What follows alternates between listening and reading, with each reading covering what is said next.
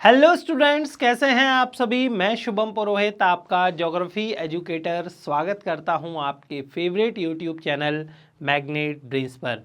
Magnet brains जो कि famous है पूरे इंडिया में क्वालिटी कंटेंट सिस्टमेटिकली प्रोवाइड करने के लिए, जहां पर आपको किंडरगार्टन से लेकर क्लास 12 तक की सभी कक्षाएं मिलती हैं इंग्लिश मीडियम में, और 6वीं से लेकर 12वीं तक हम आपको प्रोवाइड करते हैं हिंदी माध्यम में सभी कक्षाएं। साथ ही साथ अगर आप ई नोट्स और ई बुक्स लेना चाहते हैं तो लिंक है डिस्क्रिप्शन बॉक्स में।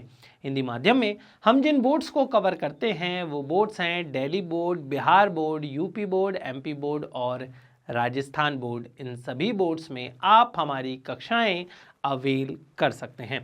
स्टूडेंट्स, हम लोग कक्षा 11वीं की बुक जिसका नाम है भूगोल में प्रयोगात्मक कार्य भाग 1, इस बुक को पढ़ रहे हैं। और इस बुक का चैप्टर नंबर 5 जो है, जिसका नाम है स्थलाकृतिक मानचित्र, इस चैप्टर को हम लोगों ने बहुत अच्छे से कंप्लीट कर लिया था। चैप्टर के कंप्लीट होने के बाद हम लोगों ने एनसीईआरटी सॉल्यूशंस, एमसीक्यूज और एमआईक्यूज क्वेश्चंस भी देख लिए थे। आज की इस वीडियो में हम लोग इस चैप्टर का कंप्लीट वन शॉट रिवीजन करने वाले हैं। मतलब एक ही वीडियो में मैं आप लोगों को इस चैप्टर को बहुत अच्छे से रिवाइज करके बताऊंगा। बहुत अच्छे से हम लोग इस चैप्टर का रिवीजन करेंगे। दरअसल एग्जाम टाइम में आप लोगों की डिमांड होती है कि सर वो सिलेबस बहुत बड़ा है, अलग अलग वीडियोस के माध्यम से आपने इस चैप्टर को कंप्लीट कराया है। एग्जाम टाइम में हम लोगों के पास इतना समय नहीं होता कि हम एक वीडियो से दूसरी वीडियो में शिफ्ट कर सकें। तो बस आपकी इसी असुविधा को ध्यान में रखते हुए हम लोग हर चैप्टर से संबंधित एक वन शॉट रिवीजन वीडियो लेकर आते हैं, ताकि एक ही वीडियो में आप लोगों को पूरा चैप्टर रिवाइज करके बता दिया जाए। तो उम्मीद करूंगा आप लोगों को वीडियो पसंद आएगी। वीडियो अगर अच्छी लगती है तो वीडियो को लाइक ज़रूर करना है, अपने दोस्तों के साथ वीडियो को शेयर करना है, और कोई डाउट होता है तो बिना हिचके कमेंट बॉक्स में कमेंट कर देना है। चलिए वीडियो स्टार्ट करते हैं। देखिए, सबसे पहले आप लोगों को चैप्टर का नाम जो है उसका अर्थ समझ लेना है। जैसे चैप्टर का नाम क्या है, स्थलाकृतिक मानचित्र। स्थलाकृतिक मानचित्र का मतलब होता है कि भूगोल में धरातल पर जो स्थलाकृतियां मौजूद होती हैं उसे बताने वाला मानचित्र। अब धरातल पर कौन कौन सी स्थलाकृतियां मौजूद होती हैं? हो सकता है धरातल पर क्या है, पर्वतों को बताया जा रहा है ना, तो धरातल पर पर्वत बताए जा सकते हैं। पर्वत के अलावा धरातल पर पठार बताए जा सकते हैं, समतल मैदान बताए जा सकते हैं। ठीक है, मैदानों के अतिरिक्त घाटियां बताई जा सकती हैं, और घाटियों में भी अगर हम लोग देखें तो वी आकार की घाटी हो सकती है, यू आकार की घाटी हो सकती है, वन क्षेत्र हो सकते हैं, विभिन्न सांस्कृतिक लक्षणों को बताया जा सकता है। तो ये सभी जो स्थलाकृतियां हैं, इनको बताने के लिए जो मानचित्र होता है उसे ही हम लोग स्थलाकृतिक मानचित्र कहते हैं। तो मानचित्र एक महत्वपूर्ण उपकरण है, जैसा कि यहाँ पर लिखा गया है, और मानचित्र का वर्गीकरण उसकी मापनी एवं कार्यों के आधार पर होता है। तो मानचित्र को हम क्लासिफाई या वर्गीकृत कैसे करते हैं? पहली चीज तो उसकी मापनी के आधार पर, और वो मानचित्र कहना क्या चाह रहा है, किस आधार पर वो मानचित्र बताया गया है, कौन सी चीज वो मानचित्र बता रहा है, इस आधार पर हम मानचित्रों को वर्गीकृत करते हैं। मापनी के आधार पर भी हम लोगों ने 2 तरीके के मानचित्र पढ़े हुए हैं, आप लोगों को याद आ रहा होगा, वृहद मापनी पर आधारित और लघुकृत मापनी पर आधारित। ठीक है, याद आ रहा है आप लोगों को? फर्स्ट चैप्टर में हम लोगों ने वृहद मापनी पर आधारित मानचित्र पढ़े हैं, लघुकृत मानचित्र पर आधारित मानचित्र पढ़े हैं। वृहद मापनी पर जो मानचित्र हम लोगों को पढ़ना है, पहला है स्थलाकृतिक मानचित्र, जो इस चैप्टर का नाम भी है। ठीक है, स्थलाकृतिक मानचित्र, या फिर भू संपत्ति मानचित्र, भू संपत्ति मानचित्र, इन्हें हम लोग वृहद मापनी के आधार पर पढ़ते हैं। लघु मानचित्र या लघु मापनी पर आधारित जो मानचित्र होते हैं, भित्ति मानचित्र हम लोगों ने देखे हैं, जो दीवाल पर लगे होते हैं, या फिर एटलस जो होते हैं, वो लघु मापनी पर आधारित मानचित्र होते हैं। तो हम लोग मापनी और कार्यों के आधार पर मानचित्रों का वर्गीकरण पढ़ चुके हैं फर्स्ट चैप्टर में। अगर आप लोगों को ये नहीं पता, याद नहीं आ रहा है, तो तुरंत फर्स्ट चैप्टर में जाना है, उस देखना है। ठीक है, ताकि आप लोगों का रिवीजन भी हो जाए। कई बार हम लोग क्या करते हैं कि चीज़ें लिखी होती हैं, हाँ हाँ भाई पढ़ लेंगे आगे जाकर, नहीं, तुरंत जाना है ताकि आप लोगों के कॉन्सेप्ट्स जो हैं वो क्लियर रहें। ठीक है, स्थलाकृतिक मानचित्र भूगोल वेत्ताओं के लिए बहुत ही अधिक महत्वपूर्ण है। इस मानचित्र को आधार मानकर सभी मानचित्र जो हैं वो बनाए जाते हैं। तो स्थलाकृतिक जो मानचित्र होते हैं, जिसमें उच्चावच पर्वत, पठार, मैदान, नदियां होती हैं, इन मानचित्रों को आधार मानकर ही अनेक जो अन्य मानचित्र होते हैं वो बनाए जाते हैं। सपोज करिए जहां पर स्थलाकृति जैसी है, जैसे कि मान लीजिए कोई कहीं पर पर्वतीय स्थलाकृति है, यहाँ पर पर्वत है, जहां पर पठार है, जहां की अगर हम लोग धरातल देखें बहुत ज़्यादा समतल नहीं है, तो वहां पर अलग जो मानचित्र बनेगा उस मानचित्र के आधार पर कृषि का मानचित्र बनेगा, ठीक है, उस पर उद्योग का मानचित्र बन सकता है उसी स्थलाकृति को बेस मानते हुए, क्योंकि जहां का भूगोल जैसा होता है वहां का व्यवसाय भी वैसा ही होता है। पर्वतीय क्षेत्रों का व्यवसाय, वहां पर खेतीबाड़ी अलग होगी, वहां पर उद्योग धंधे अलग तरीके से लगेंगे, या हो सकता है ना भी लगे क्योंकि पर्वतीय इलाका है। तो यही बोला गया है कि स्थलाकृतिक मानचित्र को आधार मानकर ही, यही बेस होता है, अनेक मानचित्र तैयार होते हैं। स्थलाकृतिक मानचित्र, जिसे सामान्य उपयोग वाले मानचित्र के नाम से भी जाना जाता है, को अपेक्षित वृहद मापनी पर बनाया जाता है। अभी मैंने आप लोगों को कहा था कि मापनी के आधार पर मानचित्र दो प्रकार के होते हैं, वृहद मापनी और लघुकृत मापनी। तो वृहद मापनी पर आधारित होते हैं स्थलाकृतिक मानचित्र, याद रखिएगा, ठीक है। ये क्वेश्चन आप लोगों के फर्स्ट जो चैप्टर है उसके लिए भी इंपॉर्टेंट हो सकता है, ठीक है। चलिए नेक्स्ट स्लाइड पर चलते हैं। वीडियो आप लोगों को समझ में आ रही होगी ऐसी मैं उम्मीद करता हूं। वीडियो अगर अच्छी लग रही है तो चलिए फटाफट वीडियो को लाइक कर दीजिए, अपने दोस्तों के साथ वीडियो को शेयर करना है, और कोई डाउट होता है तो बिना हिचके कमेंट बॉक्स में कमेंट कर देना है। चलिए, इन मानचित्रों में महत्वपूर्ण प्राकृतिक एवं सांस्कृतिक लक्षण जैसे उच्चावच, वनस्पति, जलाशय, कृषिगत भूमि, बस्तियों एवं परिवहन तंत्र आदि को प्रदर्शित किया जाता है। तो जो स्थलाकृतिक मानचित्र होते हैं, इन मानचित्रों में हम लोग प्राकृतिक एवं सांस्कृतिक लक्षण, प्राकृतिक लक्षण क्या होते हैं, पर्वत, पठार, नदियां, मैदान, ये क्या है, प्राकृतिक लक्षण है। सांस्कृतिक लक्षण क्या होते हैं, जैसे कि वो जो नगर है वो ग्रामीण बस्ती को बता रहा है, या फिर या जो मानचित्र है वो ग्रामीण बस्ती को बता रहा है या नगरीय बस्ती को बता रहा है, वहां पर परिवहन के साधन जो है वो कौन कौन से हैं, यही सांस्कृतिक लक्षण होते हैं, याद रखिएगा। मतलब अगर आप लोगों को क्लासिफाई करना है या समझने के लिए मैं बता रहा हूं कि ये प्राकृतिक लक्षण है या सांस्कृतिक लक्षण है, तो आप लोगों को बस एक जो है चीज याद रखनी है, जो प्रकृति ने धरातल में बदलाव किए हैं उसे हम लोग प्राकृतिक लक्षण बोलते हैं, जो इंसानों ने, मानवों ने जो बदलाव किए हैं उसे हम सांस्कृतिक लक्षण कहते हैं। जैसे कि मान लीजिए बस्तियां बसाई गई हैं, तो बस्तियां तो प्रकृति ने नहीं बसाई, बस्तियां तो मानवों ने बसाई है, तो ये क्या है, एक सांस्कृतिक लक्षण है। लेकिन पर्वत जो है, पर्वत इंसानों ने नहीं बनाए, पर्वत प्रकृति ने बनाए, तो वो अपने आप में प्राकृतिक लक्षण हो जाएंगे। उच्चावच, वनस्पति, जलाशय, कृषिगत भूमि, जैसे कि ये कृषिगत भूमि जो है ये सांस्कृतिक लक्षण हो जाएगा। बस्तियां जो है वो क्या, कौन सा लक्षण हो जाएगा, सांस्कृतिक लक्षण हो जाएगा। परिवहन तंत्र सांस्कृतिक लक्षण हो जाएंगे। लेकिन जो वनस्पति है, जलाशय है, उच्चावच है, ये प्राकृतिक लक्षण होते हैं। ये मानचित्र सभी देशों की राष्ट्रीय मानचित्र संगठनों द्वारा तैयार एवं प्रकाशित किए जाते हैं। जैसे कि उदाहरण दिया गया है, भारतीय सर्वेक्षण विभाग भारत में पूरे देश के लिए स्थलाकृतिक मानचित्र तैयार करता है।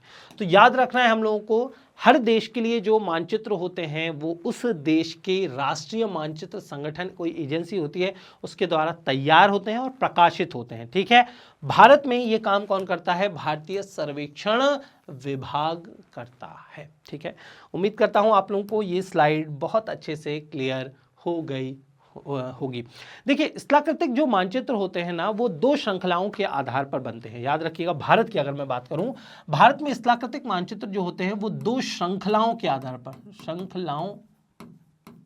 दो श्रृंखलाओं के आधार पर बनते हैं। एक भारत एवं उसके पड़ोसी देशों की श्रृंखला, भारत एवं उसके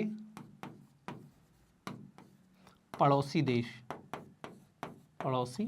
देशों के आधार पर जो श्रृंखला होती है, और दूसरे होते हैं विश्व के विभिन्न देशों के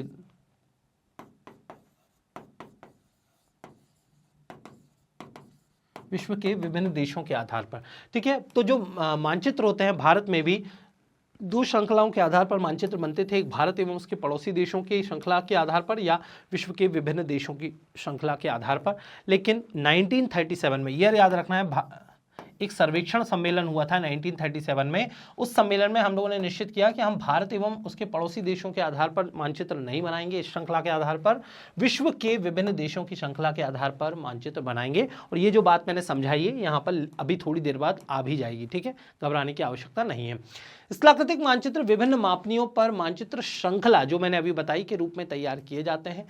इसीलिए दी हुई श्रृंखला के सभी मानचित्रों में एक ही प्रकार के संदर्भ बिंदु, मापनी, प्रक्षेप, रूढ़ चिन्ह एवं रंगों का प्रयोग किया जाता है। भाई ऐसा नहीं है कि हर देश का मानचित्र अलग होता है, ठीक है। यूनिफॉर्मिटी, एक रूपता बनाए रखने के लिए एक जैसे रूढ़ चिन्ह प्रयोग में लाए जाते हैं। भारत में जैसे रूढ़ चिन्ह प्रयोग में ला रहे हैं, प्रतीक चिन्ह जैसे प्रयोग में ला रहे हैं, वैसे ही अमेरिका में भी लाएंगे, ताकि कोई व्यक्ति उस देश की भाषा को भी नहीं समझता तो मानचित्रों को पढ़कर वो स्थलाकृति का, सांस्कृतिक लक्षणों का अंदाजा लगा पाए। याद रखिएगा। तो दी हुई श्रृंखला के सभी मानचित्रों में एक ही प्रकार के संदर्भ बिंदु होते हैं, मापनी, प्रक्षेप, रूढ़ चिन्ह एवं रंगों का प्रयोग किया जाता है। भारत में स्थलाकृतिक मानचित्रों दो श्रृंखलाओं में तैयार होते हैं, भारत एवं उसके पड़ोसी देशों की श्रृंखला तथा विश्व के अंतर्राष्ट्रीय मानचित्रों की श्रृंखला, ठीक है। तो ये श्रृंखलाओं के नाम याद रखना है। भारत में दो श्रृंखलाओं के आधार पर स्थलाकृतिक मानचित्र जो है वो तैयार होते हैं। पहला भारत एवं उसके पड़ोसी देशों की श्रृंखला और दूसरा विश्व के अंतर्राष्ट्रीय मानचित्रों की श्रृंखला। उम्मीद करता हूं आप लोगों को ये स्लाइड क्लियर हो गई होगी। और जो मैंने अभी बताया कि सन 1937 में एक सर्वेक्षण सम्मेलन हुआ था और उस सम्मेलन में हम लोगों ने भारत एवं उसके पड़ोसी देशों की श्रृंखला वाले मानचित्रों का निर्माण भारतीय सर्वेक्षण विभाग द्वारा किया जाता था उसके पहले, ठीक है। लेकिन अब हम लोग उसका प्रयोग नहीं करते। भारत एवं उसके पड़ोसी देशों की श्रृंखला ही हम लोग हेडिंग पढ़ रहे हैं और उसमें ये बातें लिखी गई हैं कि 1937 में, ठीक है, कब 1937 में दिल्ली में एक सर्वेक्षण सम्मेलन हुआ था। उस सम्मेलन के होने तक भारत एवं उसके पड़ोसी देशों की श्रृंखला वाले मानचित्रों का निर्माण भारतीय सर्वेक्षण विभाग द्वारा किया जाता था। ये बहुत महत्वपूर्ण फैक्ट है। लेकिन उसके बाद पड़ोसी देशों वाले मानचित्र का निर्माण बंद कर दिया गया तथा भारत का सर्वेक्षण विभाग केवल विश्व के अंतर्राष्ट्रीय मानचित्रों वाली श्रृंखला के विनिर्देशों के आधार पर भारत के स्थलाकृतिक मानचित्रों का निर्माण एवं प्रकाशन करने लगा। तो 1937 के बाद हम लोगों ने क्या किया, पड़ोसी देशों वाले मानचित्रों का निर्माण बंद कर दिया, याद रखिएगा। और अब जो है हम लोग केवल विश्व के अंतरराष्ट्रीय मानचित्रों वाली श्रृंखला के विनिर्देशों के आधार पर भारत के स्थलाकृतिक मानचित्रों का निर्माण करते हैं, ठीक है, जैसा कि मैंने अभी समझाया था। परंतु भारतीय सर्वेक्षण विभाग ने स्थलाकृतिक मानचित्रों के लिए नई श्रृंखला के अंतर्गत छोड़ दी गई भारत और पड़ोसी देशों की श्रृंखला के संख्यात्मक प्रणाली और विन्यास को अभी धारण कर लिया। लेकिन हम लोगों ने देख लीजिए कि जो भारत एवं उसके पड़ोसी देश वाले जो मानचित्र हैं उसका निर्माण तो हम लोगों ने बंद कर दिया, ठीक है भाई, बंद। लेकिन हम लोगों ने दो जो फीचर्स थे, दो जो विशेषताएं थी उनको ग्रहण कर लिया। और वो विशेषताएं कौन सी थी, भारत एवं उसके पड़ोसी देशों की श्रृंखला वाली एक संख्यात्मक प्रणाली और दूसरा विन्यास। इनको हम लोगों ने क्या कर लिया, अभी धारण कर लिया, मतलब ग्रहण कर लिया। तो उम्मीद करता हूं आप लोगों को ये स्लाइड बहुत अच्छे से क्लियर हो गई होगी। चलिए नेक्स्ट स्लाइड पर चलते हैं।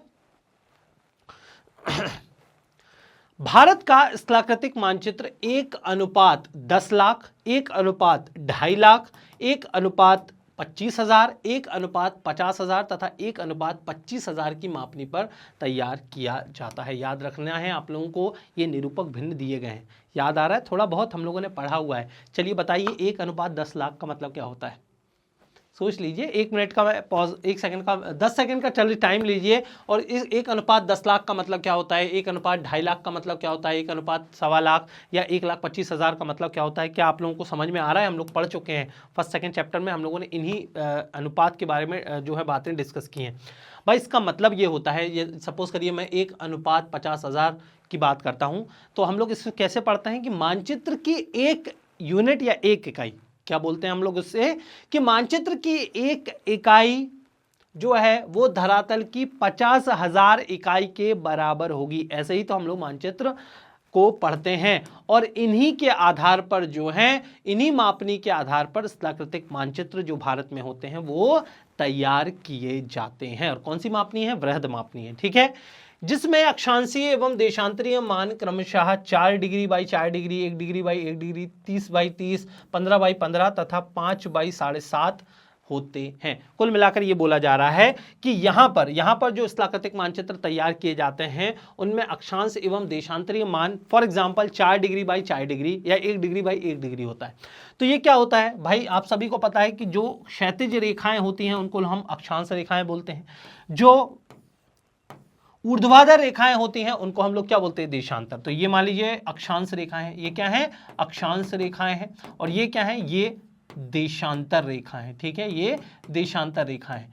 तो इनके बीच जो संबंध होता है या अंतर होना चाहिए वो कितना होना चाहिए, 4/4। तो 4/4 मतलब ये मान लीजिए ये है 16 डिग्री देशांतर, ये है 20 डिग्री देशांतर, ये है 24 डिग्री देशांतर, या इसी तरीके से ये मान लीजिए 4 डिग्री अक्षांश रेखा है, ये 8 डिग्री अक्षांश रेखा है, ये 12 डिग्री अक्षांश रेखा है। अब नॉर्थ ईस्ट या ईस्ट वेस्ट कुछ भी हो सकता है, नॉर्थ साउथ ईस्ट वेस्ट कुछ भी हो सकता है, लेकिन बस मैं बता रहा हूं अंतर यहां पर कितने का रहेगा। देख लीजिए 16 और 4 का अंतर, 20 और 24 का अंतर, 4 और 8 का अंतर, 8 और 12 का अंतर कितना है, 4 का है।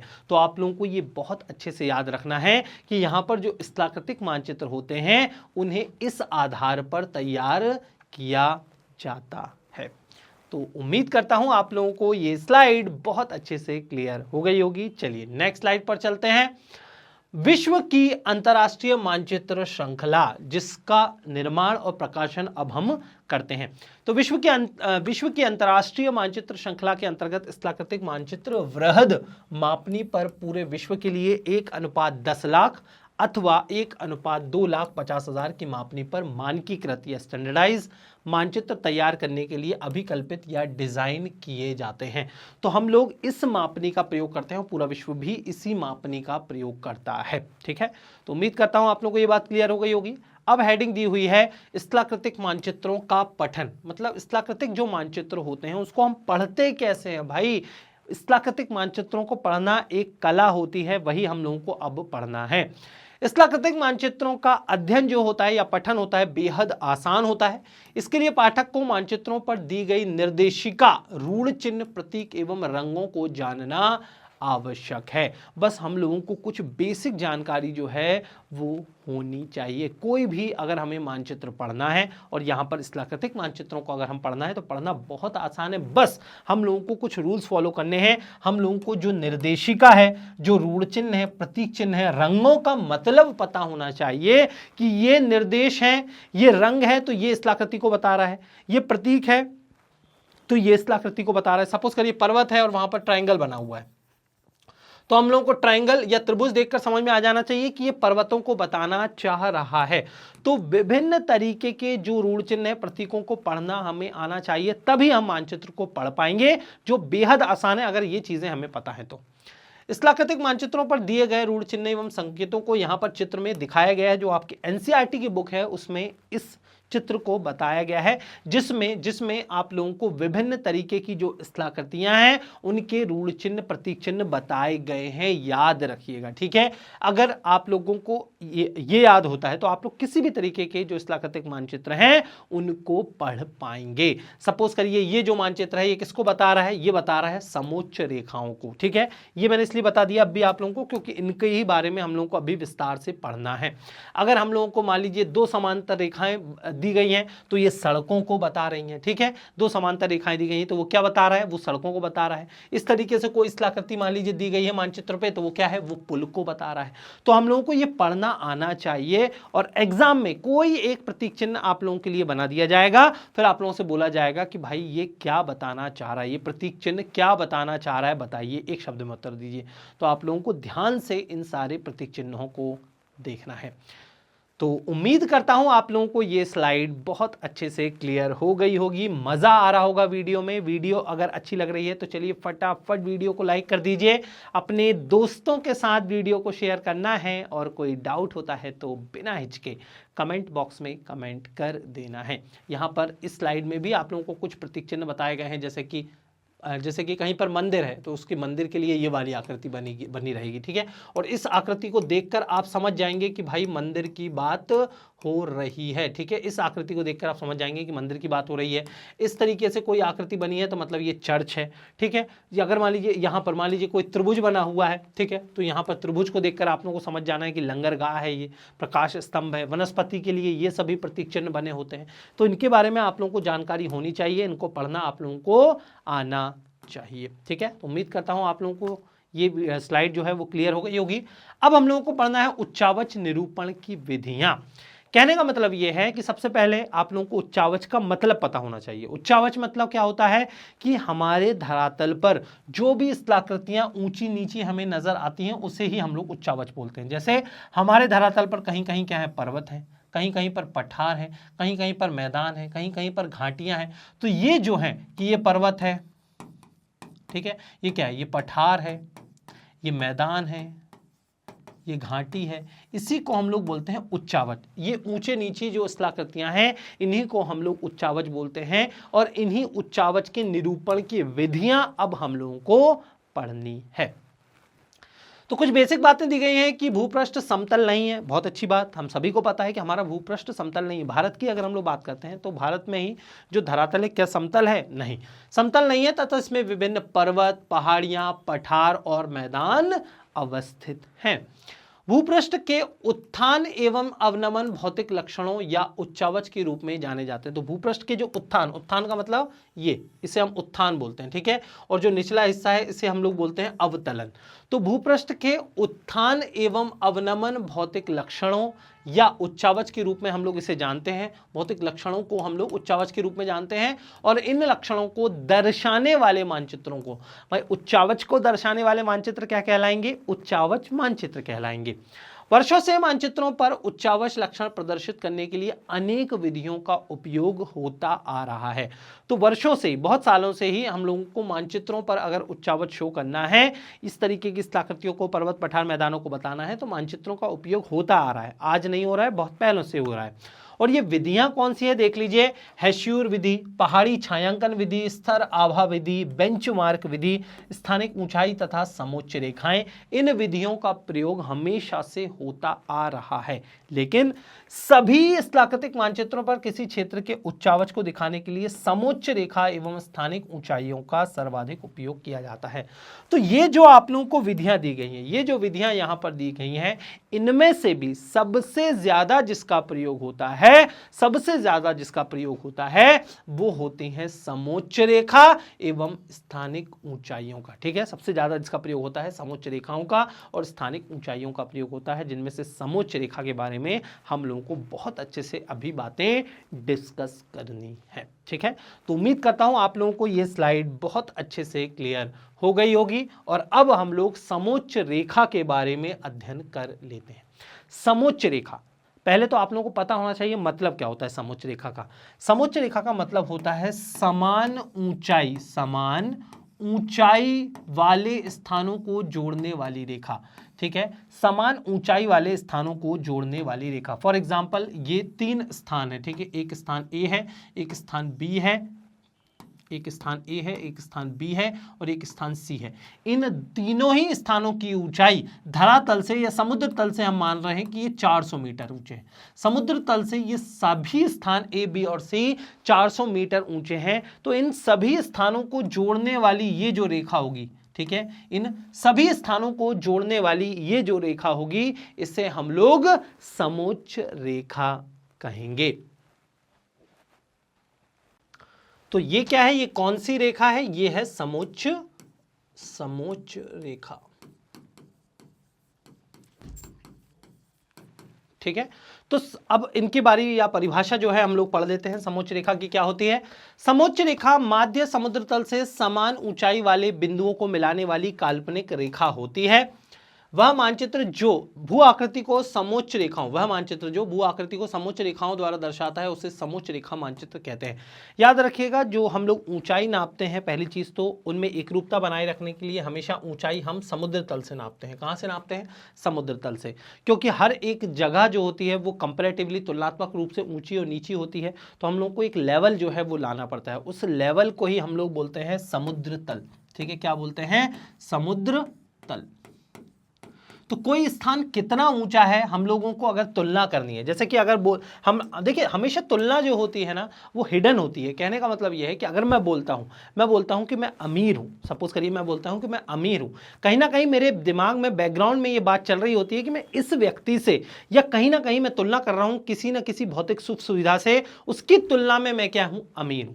तो जब भी आप बोलते हैं कि मान लीजिए मैं क्या हूं? ऊंचा हूं, मेरी हाइट अच्छी है, तो कहने का मतलब आपके दिमाग में तुलना हो रही है कि पहले कोई व्यक्ति है या एवरेज जो हाइट है उससे मेरी हाइट जो है वो अच्छी है, दुनिया में सभी लोगों की जो एवरेज हाइट है उसके बराबर या उससे अच्छी मेरी हाइट है, अगर मैं ऐसा बोलता हूं कि मेरी हाइट बहुत अच्छी है, तो यहां पर हिडन क्या है, एक तुलना हो रही है।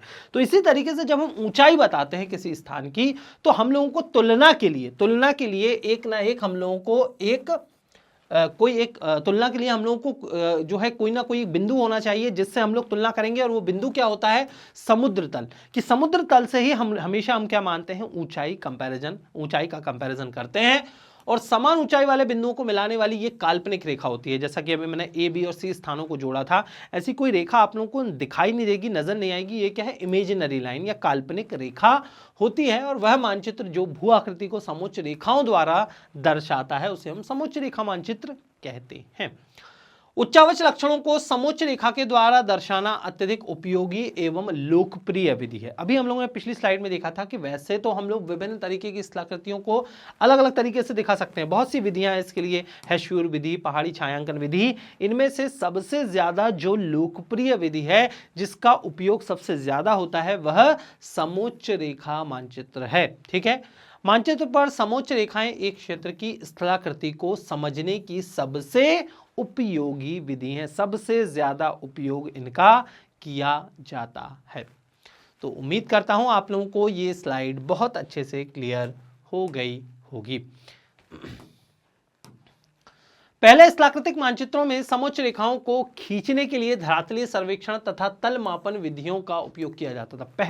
पहले बहुत सालों पहले हम लोग क्या करते थे कि जो स्थलाकृतिक मानचित्रों में समोच्च रेखाओं को खींचना होता था, तो हम धरातलीय सर्वेक्षण करते थे, एक जगह से दूसरी जगह जाते थे, सर्वे करते थे, या फिर तल मापन विधियों का प्रयोग करते थे। लेकिन अब हम लोगों को कहीं जाने की आवश्यकता नहीं है, अब तो सैटेलाइट इमेज जो है वो आ जाती है, या फिर वायव फोटोग्राफी जिसको हम लोग एरियल फोटोग्राफी बोलते हैं, वो उसका आविष्कार हो चुका है। तो अब फोटोग्राफी के आविष्कार तथा वायव फोटोग्राफी से सर्वेक्षण तथा तल मापन एवं मानचित्रीकरण की पुरानी पद्धतियों का जो प्रयोग होता है वो छोड़ दिया गया है। फलस्वरूप स्थलाकृतिक मानचित्र बनाने के लिए इन फोटोग्राफ का उपयोग होता है, मतलब एरियल फोटोग्राफी अब के समय में संभव हो पाती है, और इसकी मदद से ही अब हम लोग मानचित्र बना लेते हैं, स्थलाकृतिक मानचित्र।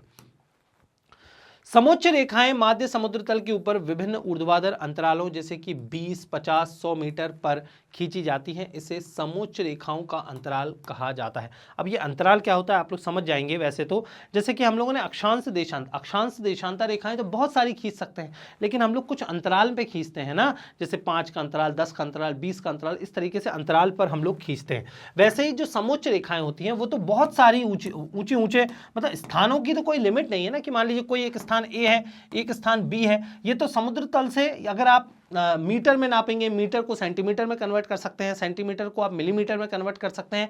बहुत सारी लगभग इनफाइनाइट रेखाएं जो हैं, अगर हम ऊंचाई नापने की कोशिश करें तो इनफाइनाइट जो है इसके डिवीजन जो है हो सकते हैं।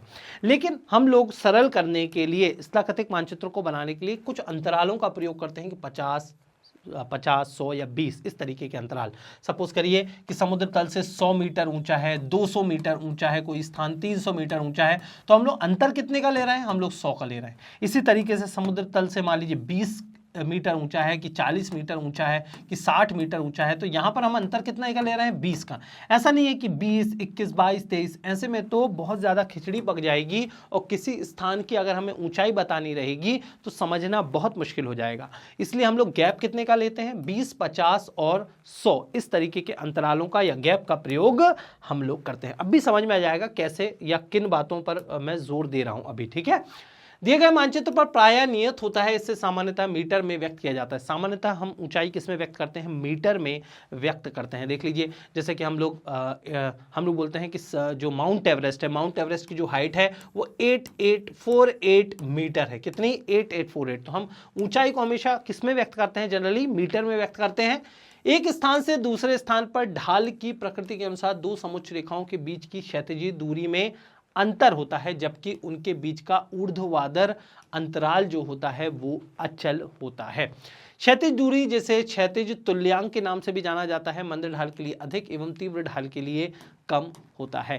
कहने का मतलब यह है, इस लाइन को ध्यान देना है आप लोगों को कि एक स्थान से दूसरे स्थान पर ढाल की प्रकृति के अनुसार, अगर हम लोग एक स्थान से दूसरे स्थान पर जा रहे हैं, ढाल की प्रकृति मान लीजिए अलग अलग है, तो दो समोच्च रेखाओं की क्षैतिजीय दूरी में इसमें अंतर देखने को मिलता है, जबकि उनके बीच का जो ऊर्ध्वाधर अंतराल जो होता है वो अचल होता है। मतलब ऊर्ध्वाधर जो अंतराल होता है और उन दोनों की मान लीजिए समान ऊंचाई है दो स्थानों की, तो अंतराल अचल होता है, नियत होता है। वो अब भी समझ में आ जाएगा कैसे, ठीक है।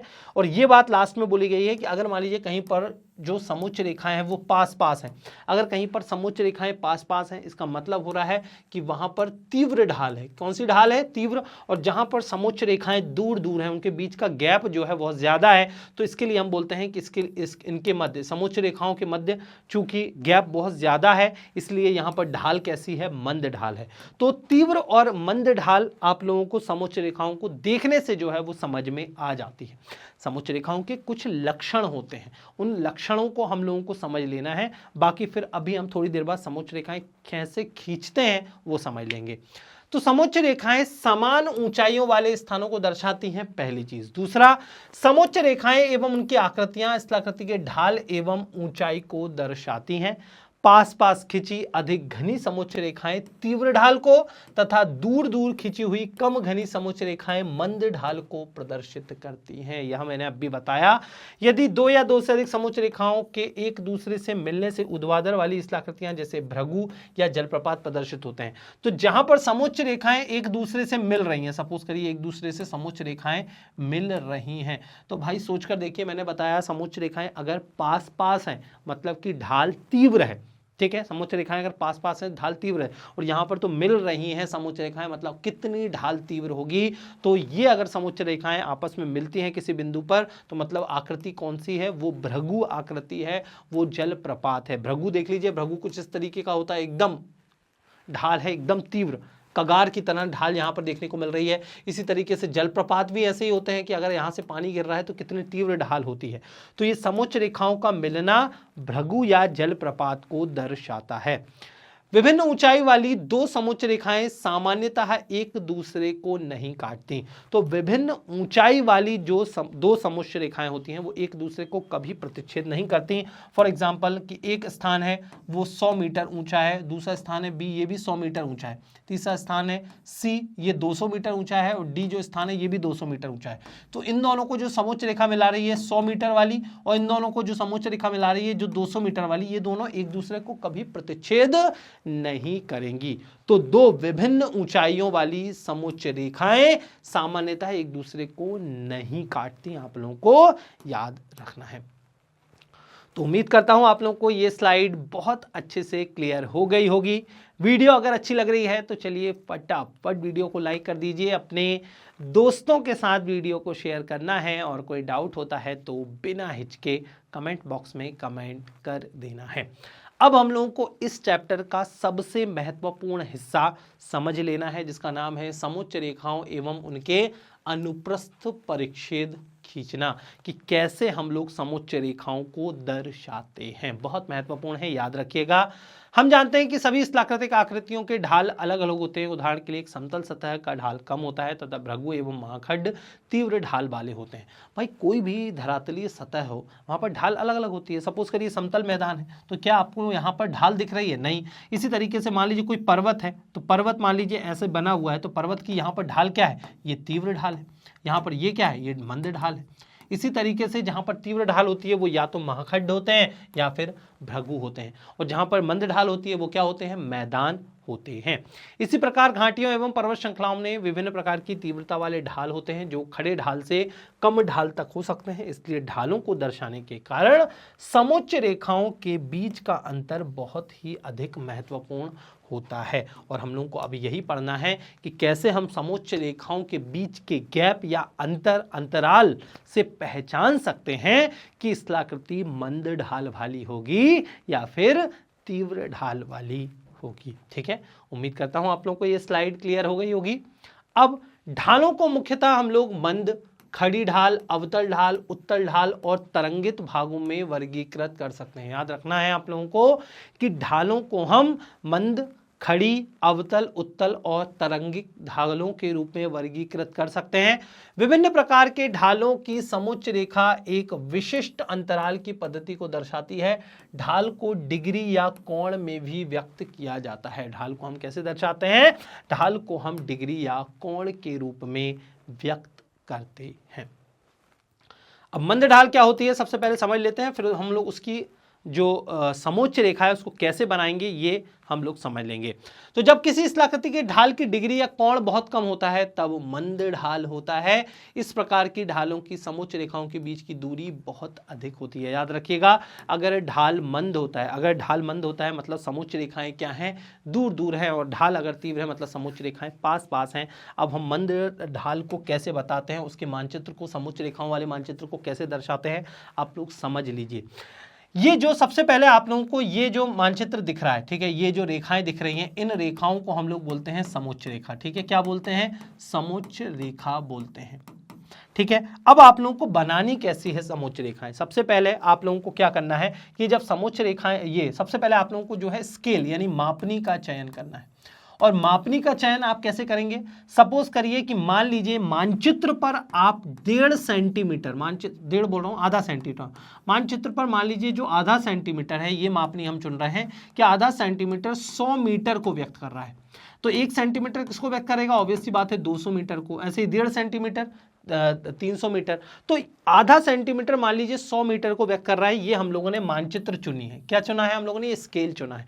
अब हम लोगों को क्या करना है, देख लीजिए यहाँ पर स्केल 100 मीटर, 200 मीटर, 300, 400, 500, 600 यहाँ पर लिख देना है। ठीक है, मैं शुरुआत से आप लोगों को समझा रहा हूँ, एकदम बेसिक से समझिए कि सबसे पहले समोच्च रेखाओं वाला मानचित्र हम कैसे बनाते हैं। जैसे कि यहाँ पर मंद ढाल वाला दिया गया है, उसी को समझ लेते हैं। जैसे कि ये स्केल हम लोगों ने बनाया है 100 मीटर, 200 मीटर, 300 मीटर, 400, 500, 600 मीटर, ये हम लोगों ने स्केल बनाया है। और स्केल कैसा बनाया है कि दो जो ऊंचाइयां हैं 100 और 200, इनके बीच की दूरी क्या है? आधा सेंटीमीटर है। 200 से 300 के बीच की दूरी क्या है? फिर आधा सेंटीमीटर है। 300 से 400 के बीच की दूरी क्या है? फिर आधा सेंटीमीटर है। मतलब हर एक आधा सेंटीमीटर किसको व्यक्त कर रहा है? 100 मीटर को व्यक्त कर रहा है। ये तो हम लोगों ने स्केल समझ लिया। अब इसको भूल जाइए 2 मिनट के लिए और इसको समझ लीजिए। 100 मीटर के जो स्थान है उनको जोड़ने वाली जो रेखा है, ये देख लीजिए, ये दी गई है। कहने का मतलब यह है कि यहां पर जितने पॉइंट्स अवस्थित हैं, मान लीजिए ये कोई पॉइंट है, ये कोई पॉइंट है, ये कोई पॉइंट है, ये कोई पॉइंट है, ये कोई पॉइंट है, ये कोई पॉइंट है, ये कोई पॉइंट है। इस समोच्च रेखा में जितने पॉइंट हैं, हर एक पॉइंट की समुद्र तल से ऊंचाई कितनी है? 100 मीटर है। इसी तरीके से मान लीजिए ये जो समोच्च रेखा है, इसमें एक कोई पॉइंट है, ये कोई पॉइंट है, ये कोई पॉइंट है, ये विभिन्न पॉइंट्स हैं। इन सभी पॉइंट्स की जो ऊंचाई है समुद्र तल से वो कितनी है? 200 मीटर है। इसी प्रकार 300, 400, 500, 600 मीटर की जो मान लीजिए स्थलाकृतियां हैं, उनको जोड़ने वाली समोच्च रेखा बनी हुई है। फिर आप लोगों को क्या करना है, जो आप लोगों ने स्केल का चयन किया, मान लीजिए 100 मीटर वाले स्थानों को, समुद्र तल से 100 मीटर जो ऊंचे स्थान है उनको जोड़ने वाली ये समोच्च रेखा है, इसको हम लोगों को जोड़ देना है स्केल में जहां पर 100 मीटर शो हो रहा है। 200 मीटर जो वाले जो स्थान है उनको जोड़ देना है स्केल में जहां पर 200 मीटर शो हो रहा है। 300 वाली रेखा को हम लोगों को 300 से जोड़ देना है, 400 को हम लोगों को यहाँ पर, 500 को, इस तरीके से हम लोगों को स्केल से कनेक्ट कर देना है। फिर हम लोगों को क्या करना है कि ये जो रेखाएं हैं किस पॉइंट्स पर कनेक्ट हो रही हैं, देख लीजिए इन पॉइंट्स पर कनेक्ट हो रही हैं कि नहीं? स्केल के विभिन्न पॉइंट्स पर कनेक्ट हो रही हैं। अब इन सभी बिंदुओं को, पॉइंट्स को हम लोगों को मिला देना है और आप लोग नोटिस करेंगे कि नीचे एक स्थलाकृति बन रही है। देख लीजिए, आपको नीचे एक स्थलाकृति नजर आ रही है। ये इस स्थलाकृति में ढाल देखिए, तीव्र ढाल है क्या? नहीं, इस स्थलाकृति में जो ढाल है वो मंद ढाल को बता रही है। और ये जो मानचित्र हम लोगों ने बनाया है, ये मानचित्र मंद ढाल वाली समोच्च रेखा मानचित्र को शो करता है। ठीक है, आप लोगों को इन सभी पॉइंट्स को मिला देना है। फिर जो आकृति यहाँ पर बनेगी, ये आकृति मुख्यतः स्थल की आकृति होगी, जिसमें आप लोगों को ये स्लोप समझ में आ रही है जो मंद ढाल को व्यक्त कर रही है। ठीक है, तो आप लोगों को याद रखना है कि मंद ढाल वाली समोच्च रेखा मानचित्र, मंद ढाल वाला समोच्च रेखा मानचित्र कैसा होता है। तो यहां पर हम लोगों ने मंद ढाल वाला समझा। चलो भाई, उच्च ढाल या खड़ी ढाल वाला मानचित्र भी समझ लेते हैं। तो खड़ी ढाल कैसी होती है आप सभी को पता ही है। ये मान लीजिए पर्वत है, पर्वत में ये जो ढाल है ये देख लीजिए खड़ी ढाल है या नहीं, डेफिनेटली है। तो यहां पर हम लोगों ने देखिए इनकी समोच्च रेखाएं बनाई हुई हैं 700, 600, 500, 400, 300, 200, ये 100 मीटर। फिर हम लोगों ने फिर वही स्केल का चयन किया है कि आधा सेंटीमीटर, कि आधा सेंटीमीटर किसको व्यक्त कर रहा है, 100 मीटर को व्यक्त कर रहा है। देख लीजिए आधे आधे सेंटीमीटर में हम लोगों ने यहां पर स्केल बना दिया। अब 100 मीटर वाले स्थानों को मिलाने वाली जो रेखा थी उसे हम लोगों ने स्केल पर 100 मीटर से जोड़ दिया। 200 मीटर वाले स्थानों को जोड़ने वाली जो समोच्च रेखा है उसे हम लोगों ने 200 मीटर या स्केल से कनेक्ट कर दिया। ऐसे ही 300, 400, 500, 600, 700 इन सभी स्थानों को हम लोगों ने स्केल से कनेक्ट कर दिया, इन समोच्च रेखाओं को। और इन सभी बिंदुओं को जब हम जोड़ेंगे तो आप लोग खुद देख लीजिए, पिछले वाले चित्र से कंपैरिजन कर लीजिए। यहां पर ढाल देख लीजिए कितनी कम थी, मंद ढाल थी या नहीं, और यहां पर देख लीजिए ढाल देख लीजिए तीव्र है। तो ये खड़ी ढाल को व्यक्त कर रहा है। तो उम्मीद करता हूं आप लोगों को ये मानचित्र क्लियर हो गया होगा। अब यहां पर खड़ी ढाल की परिभाषा दी गई है, बहुत ही ज्यादा आसान है। परिभाषा तो वैसे भी नहीं पूछेंगे, लेकिन फिर भी जब किसी स्थलाकृति की ढाल का कोण अधिक होता है तो इनकी समोच्च रेखाओं के बीच की आपसी दूरी बहुत कम होती है तथा ये खड़ी ढाल को इंगित करते हैं। तो समोच्च रेखाओं के बीच की दूरी अगर कम है, यहां पर आप देख लीजिए, इसके पहले वाले चित्र से कंपैरिजन कर लीजिए, यहां पर समोच्च रेखाएं जो बनी हैं इनके बीच की दूरी कितनी ज्यादा है, और इसके बाद वाले चित्र को देख लीजिए जो खड़ी ढाल को व्यक्त कर रहा है, इसमें समोच्च रेखाएं कितनी पास पास बनी हैं। तो आप लोग अब ये समझ गए होंगे कि अगर समोच्च रेखा पास पास है मतलब खड़ी ढाल है, समोच्च रेखा दूर दूर है मतलब कि मंद ढाल है। ठीक है, तो उम्मीद करता हूं आप लोगों को ये दोनों ही ढाल के बारे में बहुत अच्छे से बातें क्लियर हो गई होंगी। वीडियो अगर अच्छी लग रही है तो चलिए फटाफट वीडियो को लाइक कर दीजिए। चलिए तुरंत वीडियो को लाइक करिए, अपने दोस्तों के साथ वीडियो को शेयर करना है, और कोई डाउट होता है तो बिना हिचके कमेंट बॉक्स में कमेंट कर देना है। चलिए नेक्स्ट हम लोग समझ लेते हैं अवतल ढाल को। अवतल ढाल की पहले तो परिभाषा पता होनी चाहिए। सबसे पहले परिभाषा देख लेते हैं, फिर हम लोग स्थलाकृति देख लेंगे और उसके बाद समोच्च रेखा मानचित्र बना लेंगे। तो क्या होती है परिभाषा, कि जब उच्चावच स्थलाकृति का निचला भाग, याद रखना है, जब उच्चावच स्थलाकृति का निचला भाग मंद ढाल वाला एवं ऊपरी भाग खड़ी ढाल वाला हो, मतलब ऐसी कोई स्थलाकृति है कि निचला भाग जो है वो मंद ढाल है, एकदम मंद ढाल है, जैसे कि पर्वत में होता है।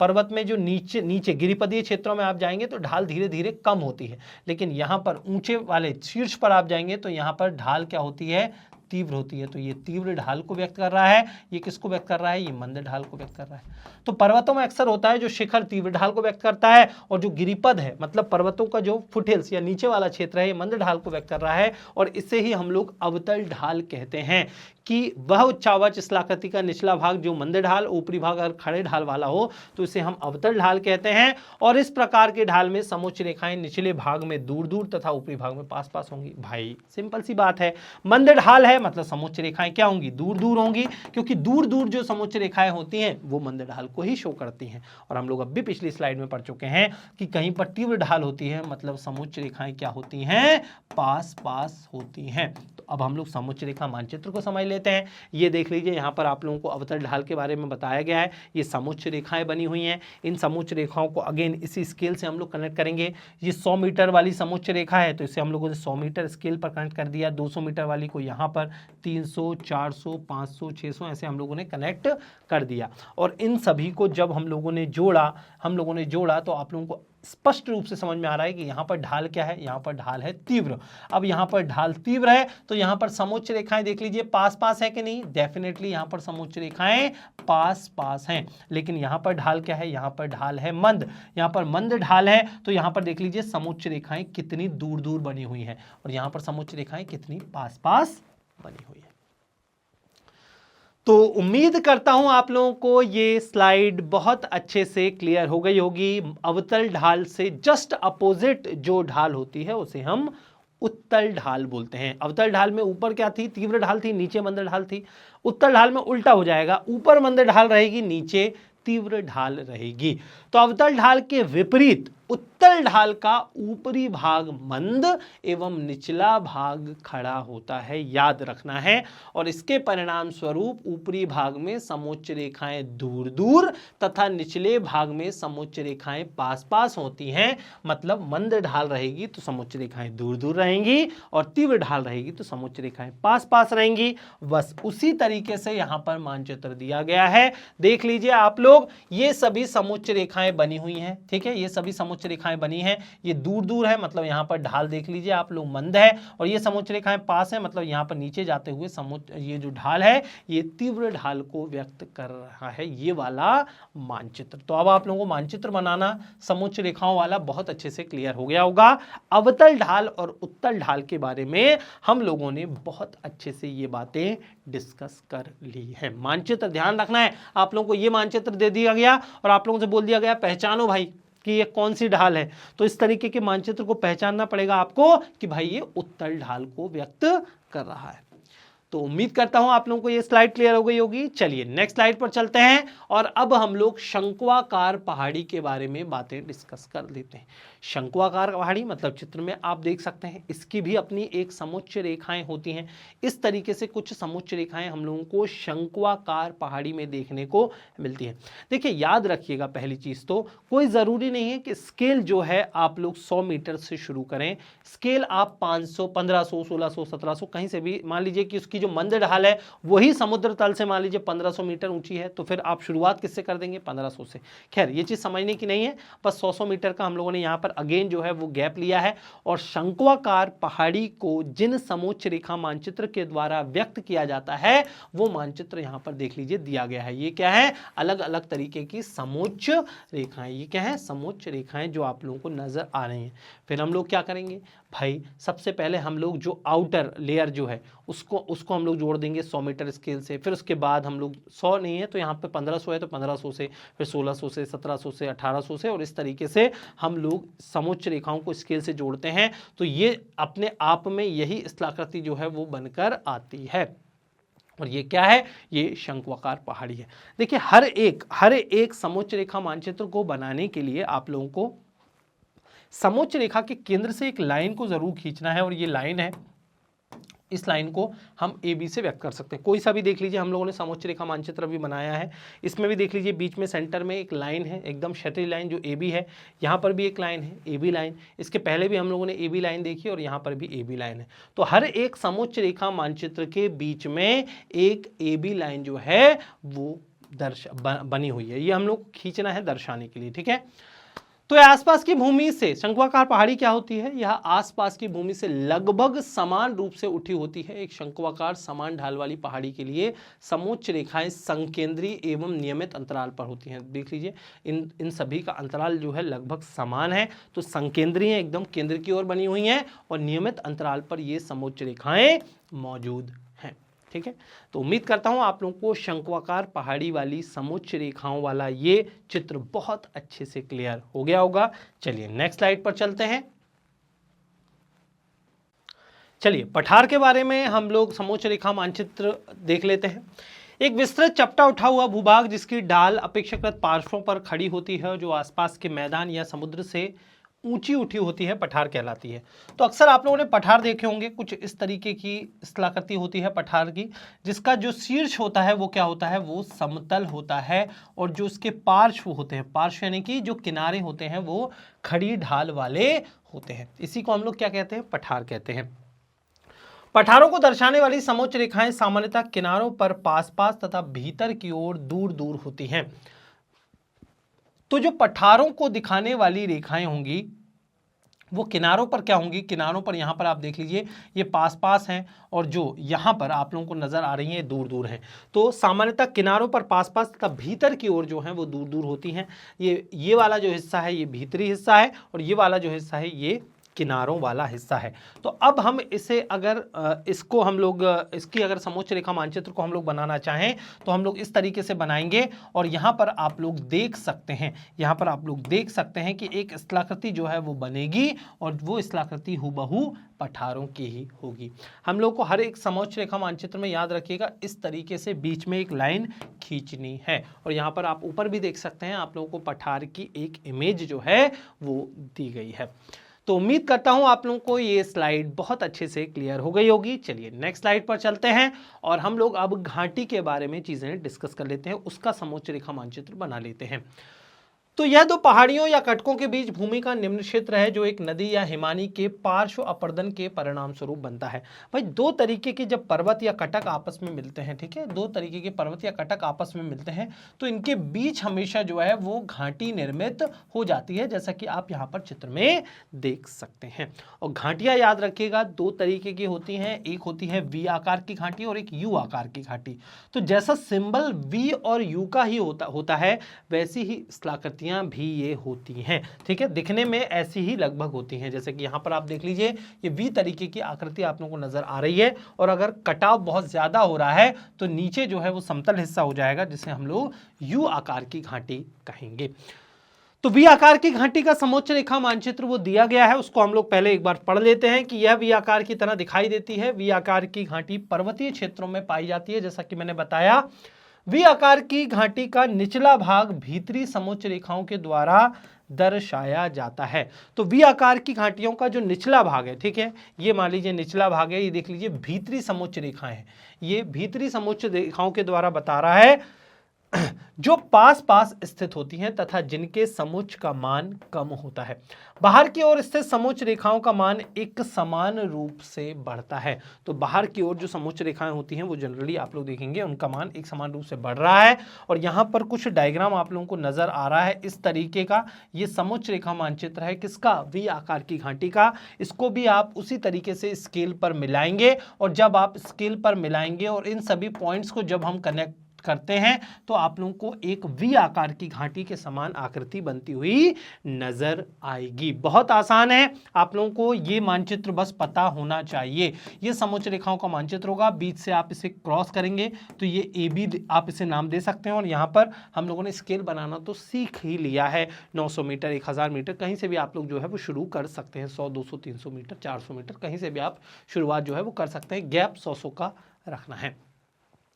तो ये वी आकार की घाटी थी। इसी तरीके से यू आकार की घाटी का भी एक मानचित्र होता है, रटने के लिए आप लोग समझ लें कि जैसा यू होता है उसी को बस उल्टा कर देना है हम लोगों को। इस तरीके से जो समोच्च रेखा मानचित्र होगा वो यू आकार की घाटी का होगा। यहाँ पर देख लीजिए ऊपर वाला चित्र आप लोगों को नजर आ रहा है, एकदम स्टीप आप लोगों को वी जैसा शेप नजर नहीं आ रहा है, यहाँ पर यू बनता ही आप लोगों को नजर आ रहा है। तो ऊंचाई पर स्थित हिमानियों के पार्श्व अपर्दन के कारण इस प्रकार की घाटी का निर्माण होता है। जो हिमानी होती हैं, ग्लेशियर्स होते हैं, उनके पार्श्व अपर्दन मतलब किनारों पर जो अपर्दन होता है उससे हम लोग यू आकार की घाटी बनते हुए देखते हैं। और इसका निचला भाग चौड़ा एवं चपटा होता है तथा किनारे खड़े होते हैं।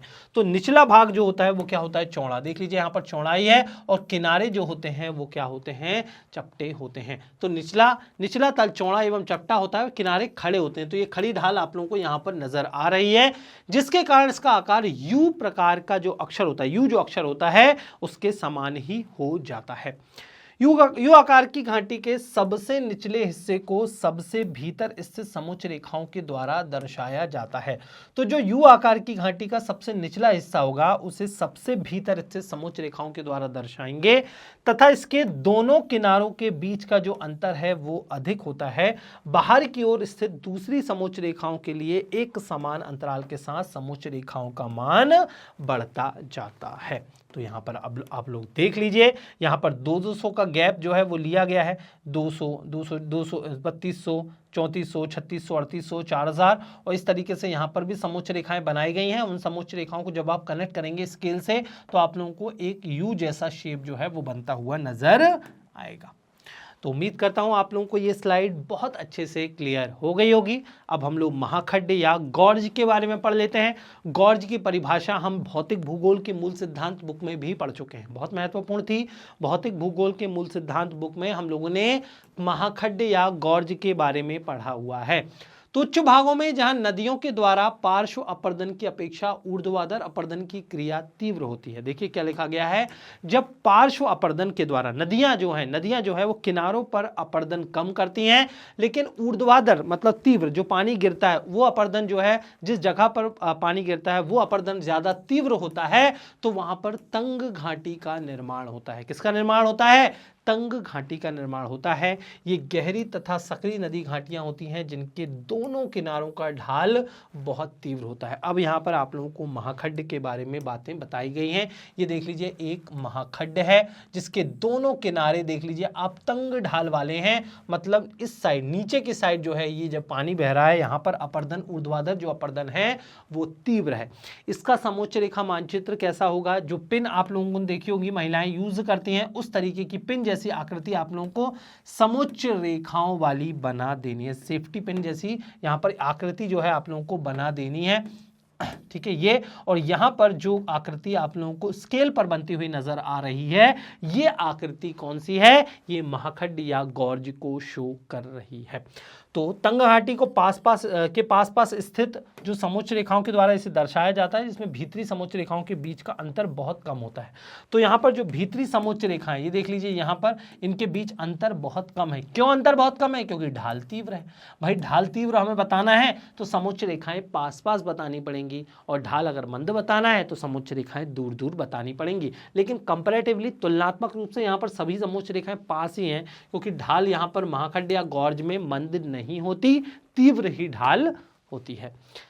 तो उम्मीद करता हूं आप लोगों को ये स्लाइड बहुत अच्छे से क्लियर हो गई होगी। अब हम पर्वत स्कंद के बारे में बातें डिस्कस कर लेते हैं।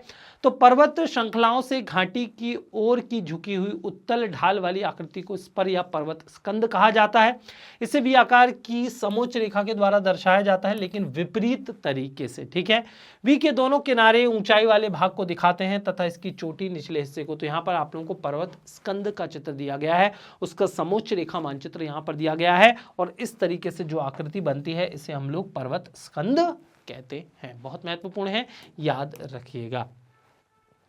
भृगु क्या होता है? अक्सर हम लोगों ने जो समुद्र तट के किनारे इस तरीके की आकृति जो है बनी हुई देखी है। यहाँ पर ये एकदम तीव्र ढाल आप लोगों को नजर आ रही होगी, और ऊपर देख लीजिए समतल मैदान जैसी आकृति है। इसे हम लोग क्या बोलते हैं? भृगु कहते हैं। और हम लोगों ने पहली और दूसरी स्लाइड में ही देख लिया था कि जहां पर समोच्च रेखाएं मिलती हैं, ठीक है, एक बिंदु पर जो समोच्च रेखाएं मिलती हैं वो या तो जलप्रपात होते हैं, क्या होते हैं? जलप्रपात होते हैं, या फिर वो भृगु को शो करते हैं। तो यहां पर देख लीजिए सारी समोच्च रेखाएं जो है एक बिंदु पर मिल रही हैं, सारी समोच्च रेखाएं एक बिंदु पर मिल रही हैं। इन समोच्च रेखाओं को का मिलना ये शो कर रहा है कि कौन सी आकृति है? भृगु। अब देख लीजिए भृगु को आप ध्यान से, यहाँ पर ऊपर समतल है और नीचे एकदम तीव्र ढाल है, तो बस यही आकृति आप लोगों को बनती हुई नजर आएगी स्केल पर भी, कि ऊपर समतल और नीचे यहां पर तीव्र। तो यह अत्यधिक तीव्र ढाल या खड़े पार्श्वों वाली भू आकृति है। भृगु अगर आप लोगों से पूछ लिया जाए तो अत्यधिक तीव्र ढाल तथा खड़े पार्श्वों वाली भू आकृति है। मानचित्र पर भृगु की पहचान पास पास बनी समोच्च रेखाओं से की जाती है, जो आपस में जुड़ी हुई प्रतीत होती हैं, ठीक है। आपस में ऐसा लगेगा कि ये समोच्च रेखाएं किसी एक सिरे से ही निकली हुई हैं, जुड़ी हुई प्रतीत होती है। तो उम्मीद करता हूं आप लोगों को ये स्लाइड बहुत अच्छे से क्लियर हो गई होगी। इसी तरीके से हम लोगों को जलप्रपात को भी समझ लेना है। जलप्रपात में भी देख लीजिए समोच्च रेखाएं आप लोगों को जुड़ती हुई प्रतीत हो रही हैं, और जलप्रपात दिखता कैसा है वो तो सभी लोगों को पता है। तो किसी नदी तल पर काफी ऊंचाई से पानी का अचानक ऊर्ध्वाधर गिरना जलप्रपात कहलाता है ना। कभी कभी जलप्रपात सोपानी धारा के रूप में गिरता है, जिसे रैपिड कहा जाता है। आप लोगों ने देखा होगा पर्वतों पर इस तरीके से सीढ़ी नुमा एक स्ट्रक्चर बन जाता है, जिसमें पानी इस तरीके से गिरता है, बहता है, इसे हम लोग रैपिड कहते हैं, ठीक है। मानचित्र पर नदी को पार करती हुई समोच्च रेखाओं के परस्पर मिल जाने से जलप्रपात को पहचाना जाता है। तो समोच्च रेखाएं मिल रही हैं, यहां पर समोच्च रेखाएं मिल रही हैं, तो आप लोग पहचान सकते हैं कि भाई ये क्या है? ये जलप्रपात है। तो आपको क्या लग रहा है क्वेश्चन कैसे आएंगे? आप लोगों को एक डायग्राम जो है ये दे दिया जाएगा। ये डायग्राम हो गया भृगु का, हो गया पर्वत स्कंद का, हो गया पर्वत का, हो गया शंक्वाकार घाटी, कुछ का भी डायग्राम आप लोगों को समोच्च रेखा वाला दे दिया जाएगा, और आप लोगों से बोला जाएगा सिर्फ कि बताइए कौन सी स्थलाकृति का ये मानचित्र है। तो आप लोगों को इस तरीके से ज्वाइन करके बताना रहेगा कि ये जो समोच्च रेखा मानचित्र है ये जलप्रपात को शो कर रहा है, ठीक है। और यहां पर भी समोच्च रेखाएं हम लोग देख पा रहे हैं कि मिल रही हैं, एक दूसरे को काटती हुई या जुड़ती हुई प्रतीत हो रही है, ठीक है। तो उम्मीद करता हूं आप लोगों को ये स्लाइड बहुत अच्छे से क्लियर हो गई होगी, समझ में आ रही है ना वीडियो। अगर वीडियो अच्छी लग रही है तो चलिए फटाफट वीडियो को लाइक कर दीजिए, तुरंत वीडियो को लाइक करना है, अपने दोस्तों के साथ वीडियो को शेयर करना है, और कोई डाउट होता है तो बिना हिचके कमेंट बॉक्स में कमेंट कर देना है। चलिए, अभी तक जो हम लोगों ने पढ़े हैं ना समोच्च रेखा मानचित्र, उसी को बनाने के यहाँ पर चरण लिखे गए हैं। हम लोगों ने तो बहुत अच्छे से सारी बातें डिस्कस कर ली हैं, लेकिन अब यहाँ पर जो चरण जो हैं हम अगर इनको पढ़ेंगे ना तो सारी बातें हम लोगों को क्लियर हो जाएंगी। देख लीजिए, विभिन्न उच्चावच स्थलाकृतियों का उनके समोच्च रेखाओं से निम्नलिखित चरणों में अनुप्रस्थ प्रतिच्छेद खींचा जा सकता है। तो जो हम लोगों ने अभी ये बनाए हैं ना, ये आकृति जो हम लोगों ने बनाई, ये पूरा मानचित्र बनाया, इसी को हम लोग अनुप्रस्थ प्रतिच्छेद कहते हैं, याद रखिएगा। मानचित्र पर समोच्च रेखाओं को काटती हुई एक सीधी रेखा खींचे और उसे ए बी से व्यक्त करें। तो यहाँ पर आप लोगों ने जितनी भी समोच्च रेखाएं बनाई हैं, देख लीजिए ध्यान से, यहाँ पर बीच में इन समोच्च रेखाओं को काटती हुई एक रेखा हम लोगों ने हर एक मानचित्र पर बनाई है, और इस रेखा को हमें ए बी से शो करना है। सफेद कागज या ग्राफ पेपर की एक पट्टी लें तथा इसके किनारों को ए बी लाइन के साथ लगाकर रखें। जहां ए बी रेखा को समोच्च रेखाएं काटती हैं उनकी स्थिति पर निशान लगाएं। तो आप लोगों को बोला जा रहा है कि भाई सफेद कागज या ग्राफ पेपर पर हम इसे शो कर सकते हैं। इसके बाद एक उपर्युक्त ऊर्ध्वाधर मापनिक का चुनाव करें, जैसे कि आधा सेंटीमीटर बराबर 100 मीटर। हम लोगों ने इसी को अभी डिस्कस कर लिया था कि आप लोगों को स्केल बनाना है कि आधा सेंटीमीटर की अगर आप चौड़ाई लेते हैं, मतलब वो किसको व्यक्त कर रहा है, वो 100 मीटर को व्यक्त कर रहा है। और एक दूसरे के समांतर क्षैतिज रेखाएं खींचें जो कि लंबाई में ए बी के बराबर हो, ठीक है। इनके बराबर हम लोगों को क्षैतिज रेखाएं खींचनी है। कहने का मतलब यह है कि यहाँ पर हर एक डायग्राम में आप नोटिस करेंगे कि ये जो ए बी रेखा है, इसी के समांतर हम लोगों ने नीचे स्केल पर रेखाएं खींची हुई हैं, इसी के समांतर हम लोगों ने स्केल पर रेखाएं खींची हुई हैं, देख सकते हैं आप लोग चाहें तो। और यही बात यहां पर लिखी गई है,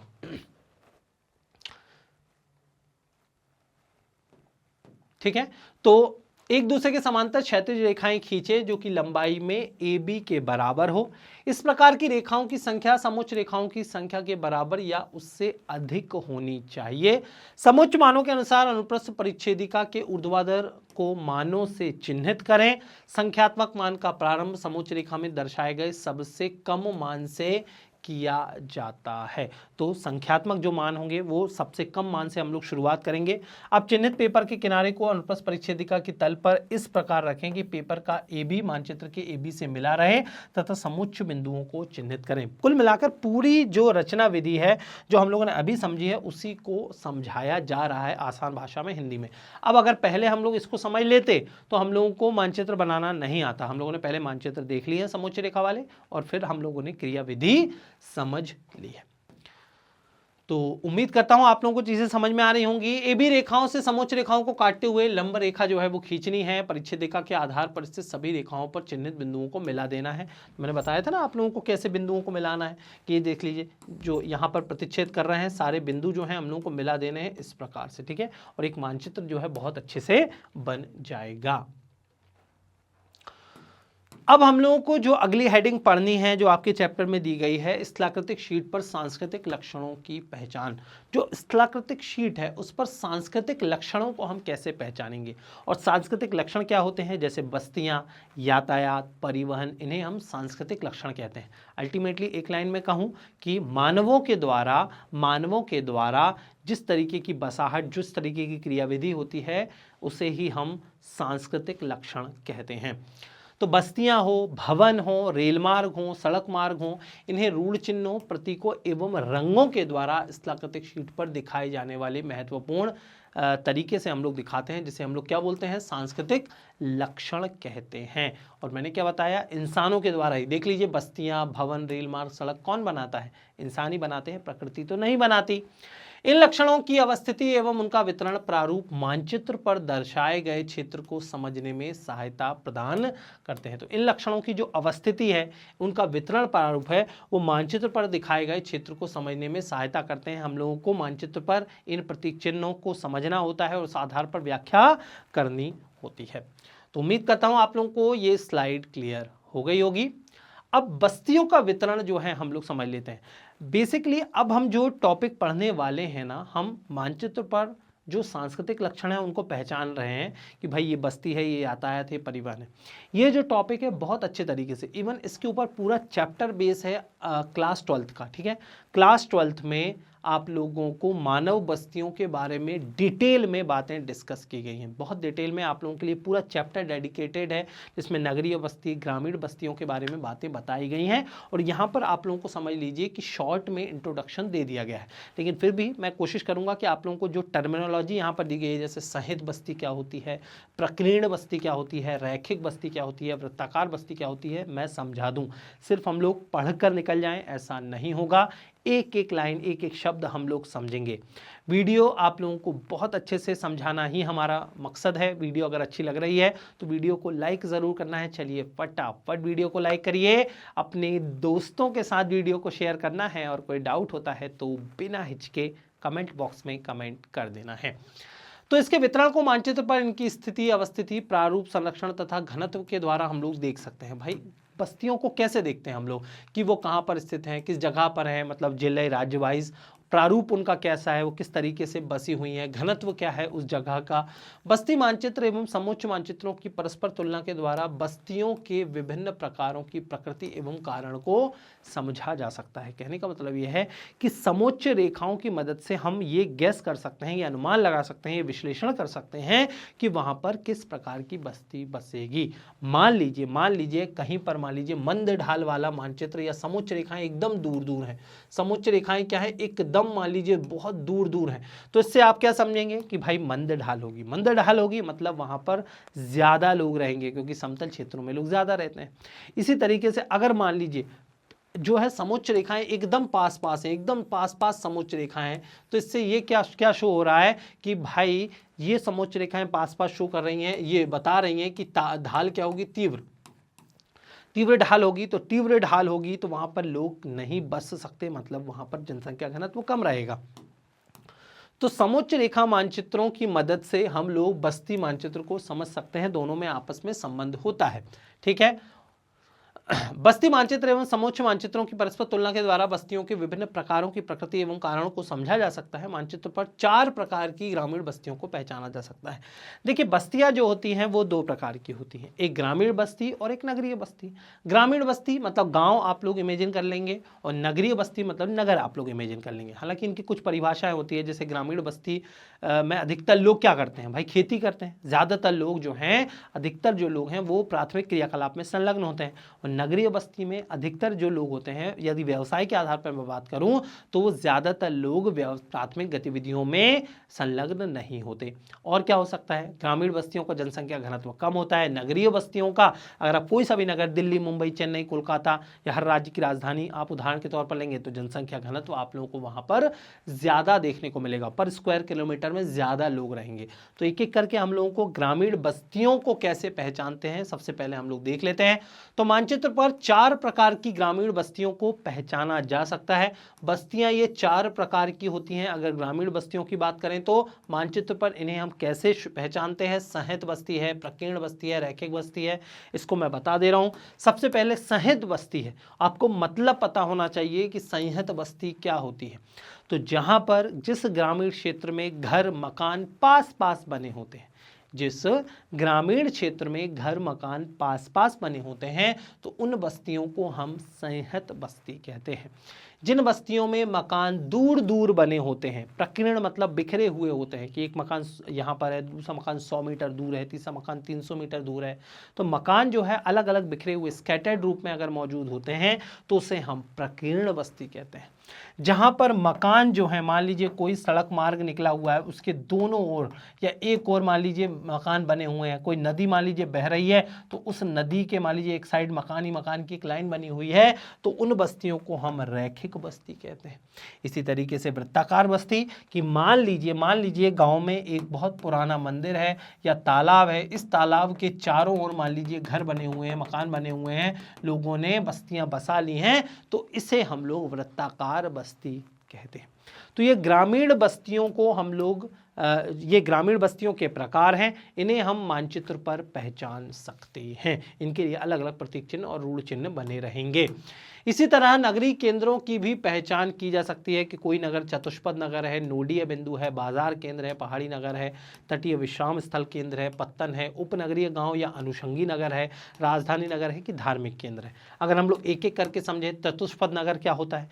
चतुष्पद नगर का मतलब होता है कि कोई एक नगर है, मान लीजिए उस नगर के तीनों ओर या चार ओर जो है मान लीजिए अलग अलग डायरेक्शन में सड़कें जा रही हैं और एक पंखे नुमा आकृति मान लीजिए बन रही है, जैसे पंखे की पंखुड़ियां होती हैं ना, तो ये तीन पंखुड़ियां ये बता रही हैं कि ये जो नगर है ये चतुष्पद नगर है, मतलब यहाँ पर चारों डायरेक्शन में अलग अलग सड़कें जो हैं वो जा रही हैं। नोडीय बिंदु क्या होते हैं उनको समझ लेते हैं। नोडीय बिंदु का मतलब होता है कि मान लीजिए कोई नगर है और इस नगर के बीच में कोई चौक है और इस चौक से अलग अलग डायरेक्शन में बस्तियों की शाखाएं मान लीजिए जा रही हैं। इसमें क्या था, नगर से सड़क जा रही थी, इसमें नगर के केंद्र से किसी चौक से अलग अलग डायरेक्शन में बस्तियों की शाखाएं जा रही हैं, तो इसे हम नोडीय बिंदु बोलते हैं। बाजार केंद्र मतलब हर एक नगर आप सभी को पता है किसी न किसी विशेषता के लिए जाना जाता है, जैसे कि अगर हम लोग देखें फिर मान लीजिए कि अहमदाबाद है तो वो टेक्सटाइल के लिए जान रहे हैं हम उसे, या फिर हम लोग मान लीजिए कि कानपुर है तो चमड़े के लिए हम लोग इसे जान रहे हैं, फिरोज़ाबाद है तो भाई कांच की चूड़ियों के लिए हम लोग जान रहे हैं। तो हर एक नगर किसी न किसी बाजार केंद्र के रूप में फेमस होता है। पहाड़ी नगर आप सभी को पता है, पहाड़ी नगर मतलब शिमला, मनाली, ये किसके उदाहरण हैं? ये पहाड़ी नगरों के उदाहरण हैं। इसी तरीके से तटीय विश्राम स्थल केंद्र जो हैं कुछ हो सकते हैं। आप लोगों को पता है कि महासागर के माध्यम से ही ज़्यादातर अंतर्राष्ट्रीय व्यापार होता है। महासागरों के माध्यम से जब जहाज जो है एक जगह से दूसरी जगह जाते हैं तो किसी टापू या द्वीप पर विश्राम के लिए रुक जाते हैं, वहां पर चाय नाश्ता करते हैं, जो जहाज है उसमें ईंधन भरते हैं और जहाज फिर आगे चला जाता है। इसे हम तटीय विश्राम स्थल केंद्र बोलते हैं। इन्हें भी मानचित्र पर दर्शाया जाता है। पत्तन आप सभी को पता है, जैसे मुंबई पत्तन है, कोची पत्तन है, मर्मुगुआ पत्तन है, चेन्नई पत्तन है, तो ये पत्तन नगर होते हैं। उपनगरीय गांव या अनुषंगी नगर भी हम मानचित्र पर बता सकते हैं। ये क्या होते हैं? उपनगरीय गांव या अनुषंगी नगर मतलब एक मुख्य नगर के पास में अगर मान लीजिए कोई छोटा नगर विकसित हो जाता है जो धीरे धीरे बहुत बड़ा होता है, उसे हम अनुषंगी नगर या हम लोग इसे उपनगरीय गांव के रूप में जानते हैं। जैसे कि दिल्ली है, दिल्ली के आसपास, दिल्ली बहुत क्राउडेड है, बहुत ज़्यादा जनसंख्या घनत्व है, मान लीजिए लोगों को बहुत असुविधा होती है, ट्रैफिक बहुत ज़्यादा होता है, ठीक है, गंदगी बहुत ज़्यादा है, तो लोग क्या करते हैं, गंदगी, स्वच्छ हवा, इसकी तलाश में उस नगर से थोड़ा दूर जो है अपना घर बनाने लगते हैं और एक नगर के दूर कहीं पर एक छोटा नगर विकसित हो जाता है, जिसे हम क्या बोलते हैं? जिसे हम अनुषंगी नगर कहते हैं। इसी तरीके से राजधानी नगर क्या होता है? तो जहाँ पर हर कोई भी स्टेट हो उसकी जहाँ पर उसका जो प्रशासनिक कार्य है संपन्न हो रहा है, उसे हम लोग क्या बोलते हैं? राजधानी नगर कहते हैं। जहाँ पर सचिवालय स्थित होते हैं, जैसे मध्य प्रदेश है तो मध्य प्रदेश की राजधानी भोपाल, वो राजधानी नगर हो जाएगा। राजस्थान है, राजस्थान की राजधानी जयपुर, तो जयपुर एक राजधानी नगर हो जाएगा। फिर होता है धार्मिक केंद्र, जैसे कि हमारे यहाँ कुछ जो शहर हैं, नगर हैं जो धार्मिक आस्था के केंद्र होते हैं। फॉर एग्जाम्पल अगर हम लोग देखें, काशी विश्वनाथ टेम्पल के लिए जाना जाता है, वाराणसी, बनारस, इसी तरीके से उज्जैन है, वो फेमस है अपने धार्मिक केंद्र, महाकालेश्वर मंदिर वहाँ पर स्थित है। तो इसे हम लोग धार्मिक नगर या धार्मिक केंद्र के रूप में जानते हैं और इसे भी हम लोग मानचित्र पर शो करते हैं। तो उम्मीद करता हूं आप लोग इस स्लाइड को बहुत अच्छे से समझ गए होंगे। चलिए नेक्स्ट स्लाइड पर चलते हैं।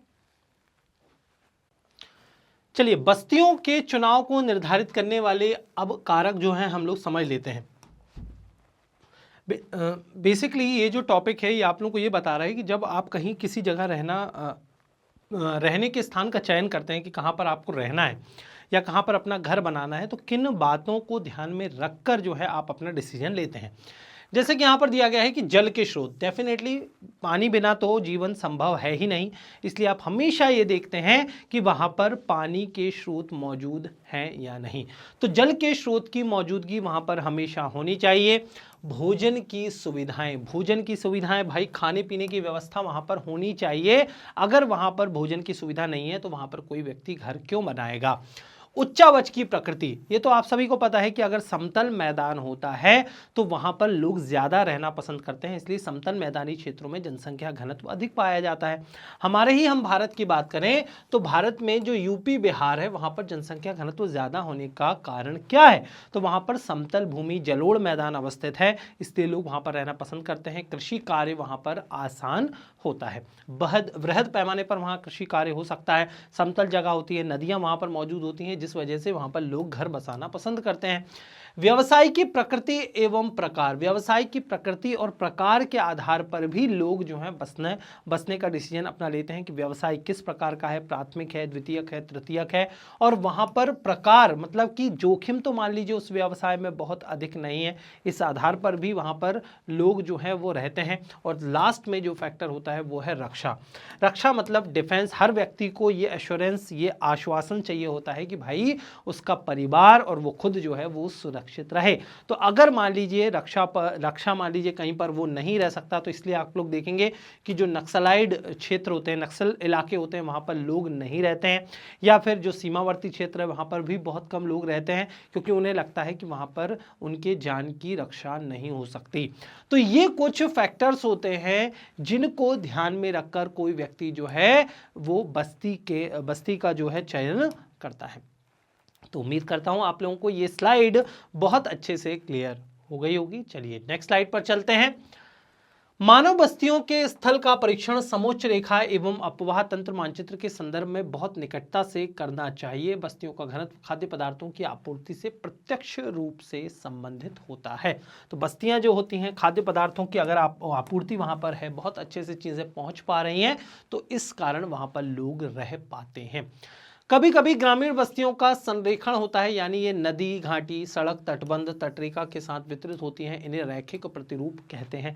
प्रारूप हम लोग बोलते हैं कि जैसा मैंने बताया कि कोई नदी बह रही है, मान लीजिए गांव में नदी बह रही है, तो पानी की उपलब्धता के कारण, लगातार उपलब्धता के कारण उसके किनारे पर लोग जो हैं वो घर बना लेते हैं। इस वजह से इस प्रकार की जो बस्ती बनती है, इसे हम लोग क्या बोलते हैं, रैखिक बस्ती बोलते हैं। तो तटरेखा हो, जैसे कि मान लीजिए समुद्र तट लगा हुआ है, तो तटों के किनारे भी घर जो है वो बसे होते हैं, जिसे हम रैखिक प्रारूप बोलते हैं। नगरीय बस्तियों में एक चतुष्पद नगर पंखे की आकृति का स्वरूप जो है वो ग्रहण करता है। तो मैंने अभी आप लोगों को बताया चतुष्पद नगर क्या होता है कि शहर के बाहर मान लीजिए उस शहर से 3 डायरेक्शन में मान लीजिए सड़कें जा रही हैं, 4 डायरेक्शन में सड़कें जा रही हैं, तो उसे हम चतुष्पद नगर कहते हैं, जिसमें मकान सड़कों के किनारे व्यवस्थित होते हैं तथा मुख्य बाजार एवं नगर के केंद्र में चौराहे होते हैं। और इन चौराहे से मान लीजिए कुछ सड़कें जाती हैं, तो उन्हें हम नोडीय नगर के रूप में वर्गीकृत करते हैं कि कोई शहर है, कोई चौराहा है, उस चौराहे में, उस शहर के बीच मान लीजिए चौराहा है, तो 3 डायरेक्शन में मान लीजिए बस्तियां जा रही हैं, लोग जा रहे हैं, घर वहां पर बने हुए हैं, तो उसे हम नोडीय केंद्र के रूप में जानते हैं। इसी तरीके से यातायात एवं संचार का प्रतिरूप इसे भी मानचित्र पर शो किया जाता है। उपयोग में लाए जाने वाले यातायात के साधन तथा परिवहन जाल के घनत्व का उच्चावच, जनसंख्या आकार तथा संसाधन विकास के प्रारूपों से घनिष्ठ संबंध होता है। ये रूढ़ि चिन्हों एवं प्रतीकों के द्वारा दर्शाए जाते हैं। मानचित्र पर दिखाए गए परिवहन तथा संचार के साधन हमें उस क्षेत्र के बारे में महत्वपूर्ण जानकारी प्रदान करते हैं कि जहां पर मान लीजिए परिवहन के साधन विकसित हैं, हर तरीके का परिवहन वहां पर मौजूद है, तो ऑब्वियस सी बात है कि वहां पर जनसंख्या ज्यादा रहेगी। और उल्टा भी हो सकता है कि जनसंख्या जहां पर ज्यादा होती है वहां पर परिवहन के साधन अपने आप मांग के अनुसार विकसित हो जाते हैं। तो मानचित्र पर दिखाए गए परिवहन एवं संचार साधनों से भी हम लोग जो है बस्तियों की जानकारी ले सकते हैं। अब हम लोगों को जो टॉपिक पढ़ना है वो है स्थलाकृतिक मानचित्रों का निर्वचन। कि स्थलाकृतिक जो मानचित्र है उनका पठन या हम लोग उनको समझते कैसे हैं, इसे हम निर्वचन बोलते हैं। याद रखिए, निर्वाचन नहीं, निर्वाचन तो चुनाव होता है, निर्वचन मतलब कैसे उसे पढ़ा जाता है। तो स्थलाकृतिक मानचित्रों के निर्वचन में हम लोगों को ये बातें डिस्कस करनी है कि स्थलाकृतिक मानचित्र को पढ़ने एवं समझने के लिए मानचित्रों की भाषा एवं दिशा का ज्ञान होना बेहद आवश्यक है। हमें मानचित्रों की भाषा और दिशा समझनी होती है। मानचित्रों की भाषा मतलब वहां पर ऐसा तो है नहीं कि पैराग्राफ फॉर्म में मानचित्र में कुछ लिखा होता है, नहीं। मानचित्र पर कुछ प्रतीक चिन्ह होते हैं, मानचित्र पर कुछ रूढ़ चिन्ह होते हैं। उन चिन्हों प्रतीक चिन्हों को ही हम लोग भाषा के अंतर्गत मान लेते हैं और उनमें हम लोगों को उनका ज्ञान हम लोगों को होना चाहिए, दिशा का ज्ञान हम लोगों को होना चाहिए। जनरली हालांकि मानचित्र जो होते हैं वो उत्तरी दिशा को ध्यान में रखकर ही बनाए जाते हैं। किसी भी मानचित्र में आप देखेंगे दाहिनी तरफ जो है एक दिशा का साइन बना होता है, डायरेक्शन बनी होती है, वो जनरली उत्तरी दिशा होती है। पहले उत्तरी रेखा एवं मापनी को देखना होगा तथा उसी के अनुसार अपने आप को ओरिएंट करना होगा। तो हम लोग सबसे पहले मानचित्र में क्या देखते हैं, डायरेक्शन देखते हैं। और बिना मापनी का कोई मानचित्र बन ही नहीं सकता। मापनी भी हम लोगों को समझना देखना आना चाहिए, तभी हम स्थलाकृतिक मानचित्रों को पढ़ सकते हैं। विभिन्न स्थलाकृतियों के लिए उपयोग में लाए गए रूढ़ चिन्हों एवं प्रतीक चिन्हों के बारे में जानकारी होना आवश्यक है। सभी स्थलाकृतिक शीट में मानचित्रों में इस्तेमाल होने वाले रूढ़ चिन्हों एवं प्रतीकों को दर्शाया जाता है। किसी भी मानचित्र में आप देखेंगे कि अगर कोई मानचित्र बना होता है, वहां पर उस मानचित्र के लास्ट में जो है अगर प्रतीक चिन्ह बने हुए हैं, उद्योगों को बताने के लिए, मंदिरों को बताने के लिए, सड़कों को बताने के लिए, बस्तियों को बताने के लिए किन प्रतीक चिन्हों का प्रयोग यहाँ पर मानचित्र में किया गया है, आप लोगों को शॉर्ट में बताए जाते हैं। और हम लोगों ने जो सेकंड स्लाइड, मेरे ख्याल से इस वीडियो की जो शुरुआत की थी उसके सेकंड थर्ड स्लाइड में मैंने आप लोगों को बोला था कि ये जो प्रतीक चिन्ह है आप लोगों को पता होने चाहिए। कोई ना कोई एक प्रतीक चिन्ह आप लोगों को एग्जाम में डेफिनेटली पूछ लिया जाएगा और आप लोगों से बोल दिया जाएगा कि ये प्रतीक चिन्ह किस बात को शो कर रहा है, किस बात को बता रहा है। फिर आप लोगों को वो बातें जो है आप लोग भूल जाते हैं, इसलिए मैं बार बार उस चीज़ को रिपीट कर रहा हूँ, जिससे हम लोगों ने रूढ़ चिन्ह और प्रतीक चिन्ह के बारे में समझा था। ये रूढ़ चिन्ह एवं प्रतीक पूरे विश्व में स्वीकृत हैं। अब ऐसा नहीं है कि ये रूढ़ चिन्ह या प्रतीक चिन्ह सिर्फ भारत में प्रयोग हो रहे हैं, ये पूरे विश्व में एक समान रूप से प्रचलित होते हैं। तो किसी भी देश का मानचित्र हो, चाहे वो अफ्रीका महाद्वीप हो, चाहे वो उत्तर अमेरिका महाद्वीप हो, विश्व का कोई सा भी देश हो, वहाँ का मैप हो, उनमें उन्हीं प्रतीक चिन्हों का प्रयोग किया जाएगा। उनमें अगर यातायात परिवहन के साधन बताने हैं तो मान लीजिए सड़क मार्ग है तो सड़क मार्ग के लिए इसी प्रतीक चिन्ह का प्रयोग किया जाएगा। सपोज अगर सड़क मार्ग के लिए होता है, कच्ची पक्की सड़क के लिए अलग अलग, सड़कों के लिए अलग प्रतीक चिन्ह रूढ़ चिन्ह होते हैं। तो वो जो रूढ़ चिन्ह होते हैं, प्रतीक चिन्ह होते हैं, वो हर एक देश में समान रूप से उसी रूप में प्रयोग में लाए जाते हैं ताकि यूनिफॉर्मिटी बनी रहे। किसी भी देश का मानचित्र कोई भी व्यक्ति जो है वो समझ सके, पढ़ सके। तो ये रूढ़ चिन्ह एवं प्रतीक पूरे विश्व में स्वीकृत हैं। कोई भी व्यक्ति विश्व में कहीं भी बिना उस देश की भाषा जाने भी इन मानचित्रों को पढ़ सकता है, क्योंकि मानचित्र तो क्या होते हैं, चित्रात्मक रूप में होते हैं। तो उसे पढ़ने के लिए उस देश की भाषा का ज्ञान होना आवश्यक नहीं है। तो उम्मीद करता हूं आप लोगों को ये स्लाइड बहुत अच्छे से क्लियर हो गई होगी। सामान्यतः जिन शीर्षकों के अंतर्गत स्थलाकृतिक मानचित्रों की व्याख्या की जाती है वो शीर्षक कौन कौन से हैं? उपांत सूचनाएं, उच्चावच एवं अपवाह, भूमि उपयोग, यातायात तथा संचार के साधन और मानव बस्तियां। जो शीर्षक होते हैं किसी भी स्थलाकृतिक मानचित्र के, इन्हीं के अंतर्गत जो है वो शीर्षक डिफाइन होते हैं। इन्हीं 5 टॉपिक के अंतर्गत बातें जो है हम लोगों को समझनी होती है स्थलाकृतिक मानचित्र में। तो ये 4 चीजें तो आप लोगों को पता होंगी, उच्चावच, अपवाह, भूमि उपयोग, यातायात एवं संचार के साधन, मानव बस्तियां। लेकिन उपांत सूचनाएं आप लोगों ने नहीं पढ़ी होंगी। भाई उपांत सूचनाओं का मतलब होता है किसी भी जगह, किसी भी स्थान, किसी भी स्थलाकृति की स्थिति, उसे ही हम उपांत सूचनाएं बोलते हैं। तो स्थिति हम कैसे शो करते हैं? अक्षांश देशांतरों के माध्यम से शो करते हैं, या फिर मानचित्र की सीमाओं पर लिखी गई सूचनाओं को उपांत सूचनाएं कहते हैं। इसमें स्थलाकृतिक शीट संख्या, इसकी स्थिति, डिग्री एवं मिनट में इसका विस्तार, मापनी एवं सम्मिलित जिले आदि की सूचनाएं होती हैं। कुल मिलाकर एड्रेस आप लोग समझ सकते हैं, इसे ही हम उपांत सूचनाएं कहते हैं। इसके अलावा क्षेत्र का जो उच्चावच है, तो इसमें किसी भी क्षेत्र के सामान्य स्थलाकृति का अध्ययन मैदानों, पठारों, पहाड़ियों या पर्वतों को उनके शिखरों, टीलों एवं ढाल की दिशा के साथ किया जाता है। इन आकृतियों को निम्नलिखित वर्गों के अंतर्गत पढ़ा जाता है। तो क्षेत्र का उच्चावच, उच्चावच कितने तरीके के होते हैं, या तो पहाड़ी होती है, पठार होता है, मैदान होते हैं, या फिर पर्वत होते हैं। अब पहाड़ी और पर्वत में क्या अंतर है भाई, पहाड़ी मान लीजिए कोई समतल मैदान है, अचानक कोई ऊंचा स्ट्रक्चर है तो उसको पहाड़ी बोलते हैं, लेकिन अगर मान लीजिए श्रृंखला बनी हुई है तो इसे हम लोग पर्वत बोलते हैं। तो पहाड़ी कैसी हो सकती है, अवतल हो सकती है, उत्तल हो सकती है, सीधी ढाल वाली हो सकती है, मंद ढाल वाली हो सकती है। पठार भी चौड़े हो सकते हैं, सकरे हो सकते हैं, तरंगित मतलब कटे फटे हो सकते हैं। मैदानों की अगर बात की जाए तो मैदान किस चीज़ से बने हैं, जलोढ़ मिट्टी के मैदान हैं, ग्लेशियर्स हिमानी से बने हुए हैं, तो ये मैदानों का वर्गीकरण हो सकता है। पर्वत क्या है, सामान्य ऊंचाई वाले हैं, क्या उनमें शिखर हैं, दर्रे हैं। इस तरीके से हम लोग उच्चावच या क्षेत्र का उच्चावच का अध्ययन स्थलाकृतिक मानचित्रों के द्वारा करते हैं। क्षेत्र का अपवाह, क्षेत्र का अपवाह क्या होता है, तो महत्वपूर्ण नदियां एवं उनकी सहायक नदियां तथा उनके द्वारा बनाए गए घाटियों के प्रकार एवं विस्तार। ठीक है, तो कुल मिलाकर अपवाह में किन बातों का डिस्कशन होता है, अपवाह मतलब होता है कि किसी नदी, कोई नदी मान लीजिए वहां से बह रही है, सहायक नदियां वहां पर हैं, पानी की व्यवस्था है, बहता हुआ पानी है, तो इसी को हम लोग क्या बोलते हैं, अपवाह। तो महत्वपूर्ण नदियां एवं उसकी सहायक नदियां तथा उनके द्वारा बनाई गई घाटियों के प्रकार एवं विस्तार, इसे हम क्षेत्र का अपवाह कहते हैं। उनके द्वारा बनाए गए अपवाह तंत्र जैसे कि द्रुमाकृतिक अपवाह हो सकता है, अरीय वलय हो सकता है, जालीनुमा अपवाह हो सकता है, इसकी व्याख्या भी स्थलाकृतिक मानचित्रों की मदद से हो सकती है। मान लीजिए वृक्षाकार अपवाह है ना, मान लीजिए वृक्षाकार है, आप लोगों ने बहुत जो 11th क्लास की बुक है उसमें पढ़ा होगा कि मान लीजिए वृक्षाकार अपवाह किसको बोलते हैं, कि कोई सहायक नदी है, उस सहायक नदी कोई मुख्य नदी है, उस मुख्य नदी के चारों ओर मान लीजिए नदियां जो है उससे निकल रही हैं या उसमें मिल रही हैं, तो एक तरीके की वृक्ष की आकृति नामक अपवाह तंत्र हमें नजर आ रहा है। ऊपर से अगर हम देखेंगे सैटेलाइट इमेज तो ऐसा लगेगा कि कोई वृक्ष की आकृति है, इसे हम वृक्षाकार अपवाह बोलते हैं। अरीय अपवाह किसे बोलते हैं, कि मान लीजिए कोई पर्वत है, ये देख लीजिए, मान लीजिए कोई पर्वत है और इस पर्वत के तीनों डायरेक्शन में मान लीजिए कोई नदियां जो हैं वो निकल रही हैं, चारों डायरेक्शन से कोई नदियां जो हैं वो निकल रही हैं, तो इसे हम लोग कैसा अपवाह बोलते हैं, अरीय अपवाह बोलते हैं। इसी तरीके से अगर मान लीजिए मुख्य नदी एवं सहायक नदी जो है वो एक जाल के रूप में मिलती हैं, तो इसे हम लोग जालीनुमा अपवाह कहते हैं। तो इसे भी स्थलाकृतिक मानचित्रों में पढ़ा जा सकता है। तो आप लोगों को इसकी जानकारी भी बहुत अच्छे से होनी चाहिए। भूमि का उपयोग, अब भाई वो जो भूमि है वो किस उद्देश्य के लिए वर्गीकृत है, कि वो कृषि भूमि है, उद्योग की भूमि है, चारागाह भूमि है, वो भी स्थलाकृतिक मानचित्रों पर पढ़ी जाती है।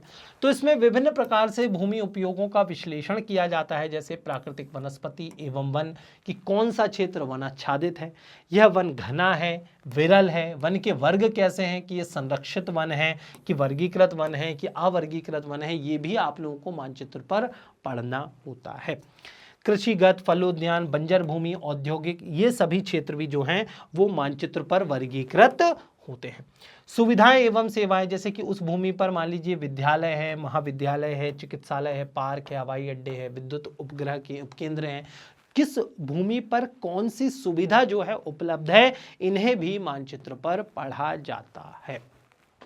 ठीक है, तो ये हम लोग क्या पढ़ रहे हैं, ये हम लोग स्थलाकृतिक मानचित्रों का निर्वचन, उन्हें पढ़ा कैसे जाता है, किन किन तरीकों से हम लोग स्थलाकृतिक मानचित्र को पढ़ते हैं, हम लोग वो पढ़ रहे हैं। ठीक है, तो यातायात एवं संचार, अगर सुविधा उस यातायात एवं संचार आप लोगों को मानचित्र पर लिखी होती है, सूचनाएं अगर मानचित्र पर प्रतीक चिन्ह एवं रूढ़ चिन्ह यातायात एवं संचार के बने होते हैं, तो उसको भी स्थलाकृतिक मानचित्रों पर पढ़ना होता है।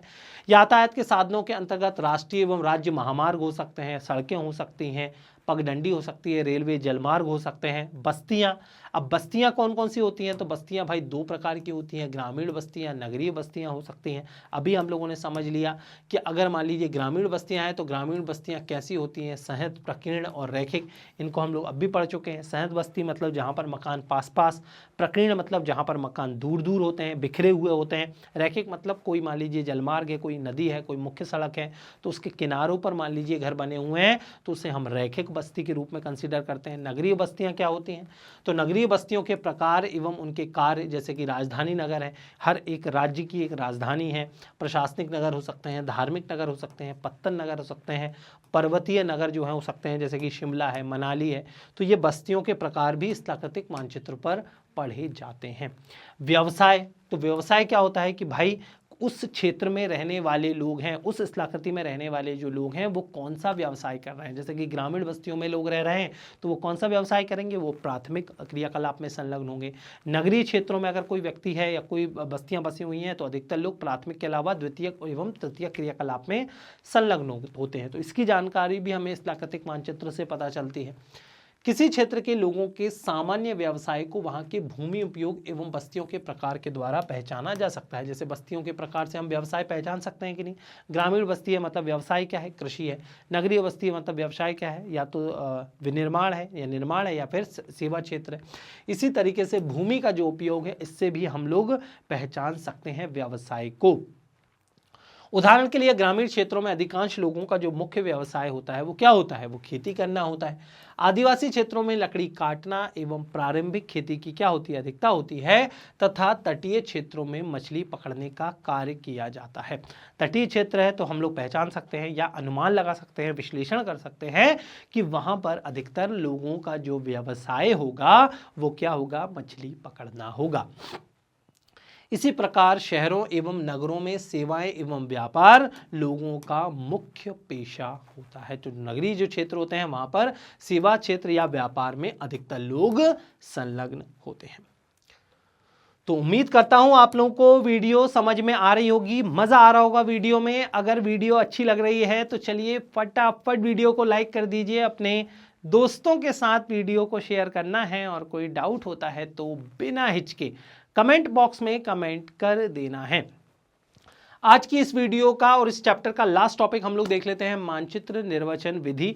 मतलब जो मानचित्र होते हैं उसे पढ़ने की कौन कौन सी विधियां जो हैं वो मौजूद होती हैं, उसे हम लोग बोलते हैं मानचित्र निर्वचन विधि। मानचित्र निर्वचन में उन कारकों का अध्ययन शामिल है जो मानचित्र पर दिखाए गए अनेक लक्षणों के बीच संबंधों को समझने में सहायता करते हैं। तो आप लोगों को जो मानचित्र होते हैं उनमें आप सभी को पता है कि जब हम मानचित्र को पढ़ते हैं तो उसमें अनेक लक्षणों के बीच संबंधों को हमें ज्ञात करना होता है। ठीक है, अलग अलग कारकों के बीच हमें संबंध ज्ञात करने होते हैं। जैसे कि उदाहरण यहां पर दिया गया है कि स्थलाकृतिक मानचित्रों पर प्राकृतिक वनस्पतियों के वितरण तथा कृषि के अंतर्गत क्षेत्रों को भू आकृतियों एवं अपवाह तंत्र की पृष्ठभूमि में ठीक से समझ सकते हैं। जैसे कि जहां की स्थलाकृति जो है वो समतल है, सपोज करिए वहां पर मैदानी क्षेत्र है, मतलब वहां पर अगर हम प्राकृतिक वनस्पतियों की बात करेंगे तो हो सकता है अधिकतर वहां पर सदाबहार वन मिले, और ऐसा भी हो सकता है कि वहां पर कृषि से संबंधित जो गतिविधियां हैं वो अधिक पैमाने पर हों। तो अल्टीमेटली हमें स्थलाकृतियों की मदद से ही वहां पर वनस्पतियों के वितरण की भी जानकारी मिल रही है, और हमें यह भी जानकारी मिल रही है कि वहां पर कृषि होगी तो किस प्रकार होगी, अधिक गहन कृषि होगी या बहुत कम कृषि वहां पर देखने को मिलेगी। इसी तरीके से अपवाह तंत्र के माध्यम से भी हम लोग समझ सकते हैं कि मान लीजिए जहां पर नदियों का जाल है, बहुत अधिक नदियां जहां पर हैं वहां पर कृषि जो होगी वो बड़े पैमाने पर हो सकती है। फॉर एग्जाम्पल अगर हम लोग देखें भारत की बात करें, भारत में ही जो यूपी बिहार का इलाका है, आप सभी को पता है कि यहाँ पर बहुत महत्वपूर्ण नदी तंत्र जो है वो मौजूद है, जिसे हम लोग गंगा नदी तंत्र बोलते हैं। तो इस तंत्र, अगर मान लीजिए आपको सिर्फ ये मैप दे दिया जाए जिसमें आप लोगों को सिर्फ अपवाह तंत्र के बारे में जानकारी हो, तो आप लोग गैस कर सकते हैं कि भाई इस क्षेत्र में कृषि जो प्रणाली होगी वो विकसित अवस्था में मौजूद होगी। साथ ही साथ जनसंख्या पैटर्न भी हम समझ सकते हैं कि यहाँ पर नदियां बहुत अधिक है, तो हो सकता है पीने के जल के लिए, कृषि के लिए और अनेक साधनों की महत्व या अनेक संसाधनों की यहाँ पर उपलब्धता की वजह से जनसंख्या भी बहुत अधिक मौजूद हो, और ऐसा होता भी है। यूपी बिहार में अगर हम लोग देखें जनसंख्या घनत्व बहुत ज्यादा है, साथ ही साथ अधिक जनसंख्या भी यहाँ पर निवास करती है। इसी प्रकार बस्तियों के वितरण को परिवहन के साधनों एवं स्थलाकृतियों के द्वारा पहचाना जा सकता है। इसी तरीके से हम लोग समझ सकते हैं कि जहां पर जनसंख्या ज्यादा होगी वहां पर परिवहन के साधन भी उन्नत अवस्था में होंगे, और इसका वाइस वर्सा उल्टा भी हो सकता है कि अगर परिवहन साधन उन्नत अवस्था में है तो वहां पर जनसंख्या बहुत ज्यादा होगी, बस्तियों का वितरण, सघन बस्तियां, सहत बस्तियां वहां पर देखने को मिलेंगी। तो उम्मीद करता हूं आप लोगों को ये स्लाइड बहुत अच्छे से क्लियर हो गई होगी। चलिए नेक्स्ट स्लाइड पर चलते हैं। निम्नलिखित चरण मानचित्रों की व्याख्या में सहायता प्रदान करते हैं। तो कौन कौन से चरण होते हैं जो हम लोगों को मानचित्र की व्याख्या में मदद करते हैं? स्थलाकृतिक मानचित्र में स्थलाकृतिक शीट सूचक संख्या के अनुसार भारत में इसकी अवस्थिति ज्ञात की जा सकती है। तो स्थलाकृतिक मानचित्र जो भी होते हैं उनमें शीट संख्या लिखी होती है, इससे हम उसकी अवस्थिति ज्ञात कर सकते हैं। इससे वृहद एवं मध्यम स्तर वाले भू आकृतिक विभागों की भी सामान्य विशेषताओं की जानकारी मिलती है। मानचित्र के मापनी तथा समोच्च अंतरालों को देखिए, जो आपको एक क्षेत्र की सामान्य स्थलाकृति एवं उसके विस्तार को बताता है। तो हम लोग ये तो पढ़ ही चुके हैं कि स्केल की मदद से और समोच्च अंतरालों की मदद से हम लोग स्थलाकृति को समझ सकते हैं। अगर मान लीजिए समोच्च रेखाओं के बीच का गैप बहुत ज्यादा है, ठीक है, तो हम समझ सकते हैं कि भाई ढाल कैसी होगी, मंद होगी। अगर समोच्च रेखाएं जो है वो पास पास है, तो हम ये समझ सकते हैं कि ढाल क्या होगी, तीव्र होगी। तो ढाल तीव्र और मंद हम समोच्च रेखाओं या समोच्च रेखाओं के अंतरालों के माध्यम से समझ सकते हैं। इसी प्रकार मापनी के मदद से भी हमें मदद मिल जाती है, और हर एक मानचित्र में मापनी तो होती ही है, और इससे हम लोगों को स्थलाकृति की बहुत बेसिक जानकारी मिल जाती है। उम्मीद करता हूं आप लोगों को ये स्लाइड क्लियर हो गई होगी। ट्रेसिंग कागज पर निम्नलिखित लक्षणों को हमें उतारना होता है, जैसे मुख्य स्थलाकृतियां समोच्च रेखाओं एवं भौगोलिक लक्षणों द्वारा दिखाए गए, अपवाह एवं जलीय लक्षण, मुख्य नदी एवं उसकी महत्वपूर्ण सहायक नदियां, भूमि उपयोग जैसे वन, कृषिगत भूमि, बेकार भूमि, पशु विहार, पार्क, विद्यालय, बस्तियां एवं परिवहन प्रतिरूप। इन लक्षणों को हम लोगों को ट्रेसिंग कागज पर उतारना होता है, और प्रत्येक लक्षण के वितरण प्रतिरूप का वर्णन सबसे महत्वपूर्ण पक्षों की ओर ध्यान आकर्षित करते हुए अलग अलग हम लोगों को करना होता है। एक समय में मानचित्रों के एक जोड़े को अध्यारोपित करके किन्हीं दो प्रारूपों के बीच कोई संबंध है तो उसे लिख सकते हैं। संबंध हम लोग समझ भी चुके हैं। उदाहरण के लिए अगर एक समोच्च रेखा मानचित्र भूमि उपयोग से मिल जाता है, तो ढाल के डिग्री एवं उपयोग में आने वाली भूमि के बीच संबंध हम लोगों को पता चल जाएगा। एक ही क्षेत्र के हवाई चित्रों तथा उपग्रही प्रतिबिंबों की तुलना उस क्षेत्र के स्थलाकृतिक मानचित्र के द्वारा की जा सकती है। तो स्थलाकृतिक मानचित्रों की मदद से किस तरीके की इमेज जो है हम लोगों को निकल कर आ रही है, अगर एरियल मान लीजिए फोटोग्राफी हो रही है या फिर सैटेलाइट इमेज आ रही है, तो इससे हम लोग तुलना जो है वो कर सकते हैं। तो उम्मीद करता हूं आप लोगों को ये वीडियो बहुत अच्छी लगी होगी, मजा आया होगा। वीडियो में मजा आया है ना? अगर वीडियो अच्छी लगी है तो चलिए फटाफट वीडियो को लाइक कर दीजिए, अपने दोस्तों के साथ वीडियो को शेयर करना है, और कोई डाउट होता है तो बिना हिचके कमेंट बॉक्स में कमेंट कर देना है।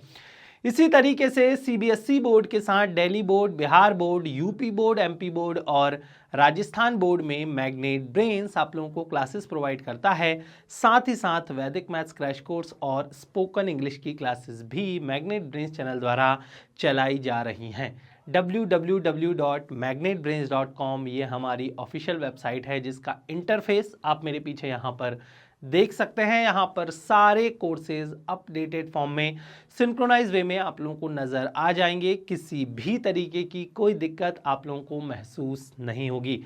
डे टू डे अपडेट्स के लिए आप हमारे सोशल मीडिया चैनल्स के साथ भी जुड़ सकते हैं। जिन सोशल मीडिया चैनल्स पर हम उपलब्ध हैं वो हैं यूट्यूब, फेसबुक, इंस्टाग्राम, ट्विटर और व्हाट्सएप चैनल।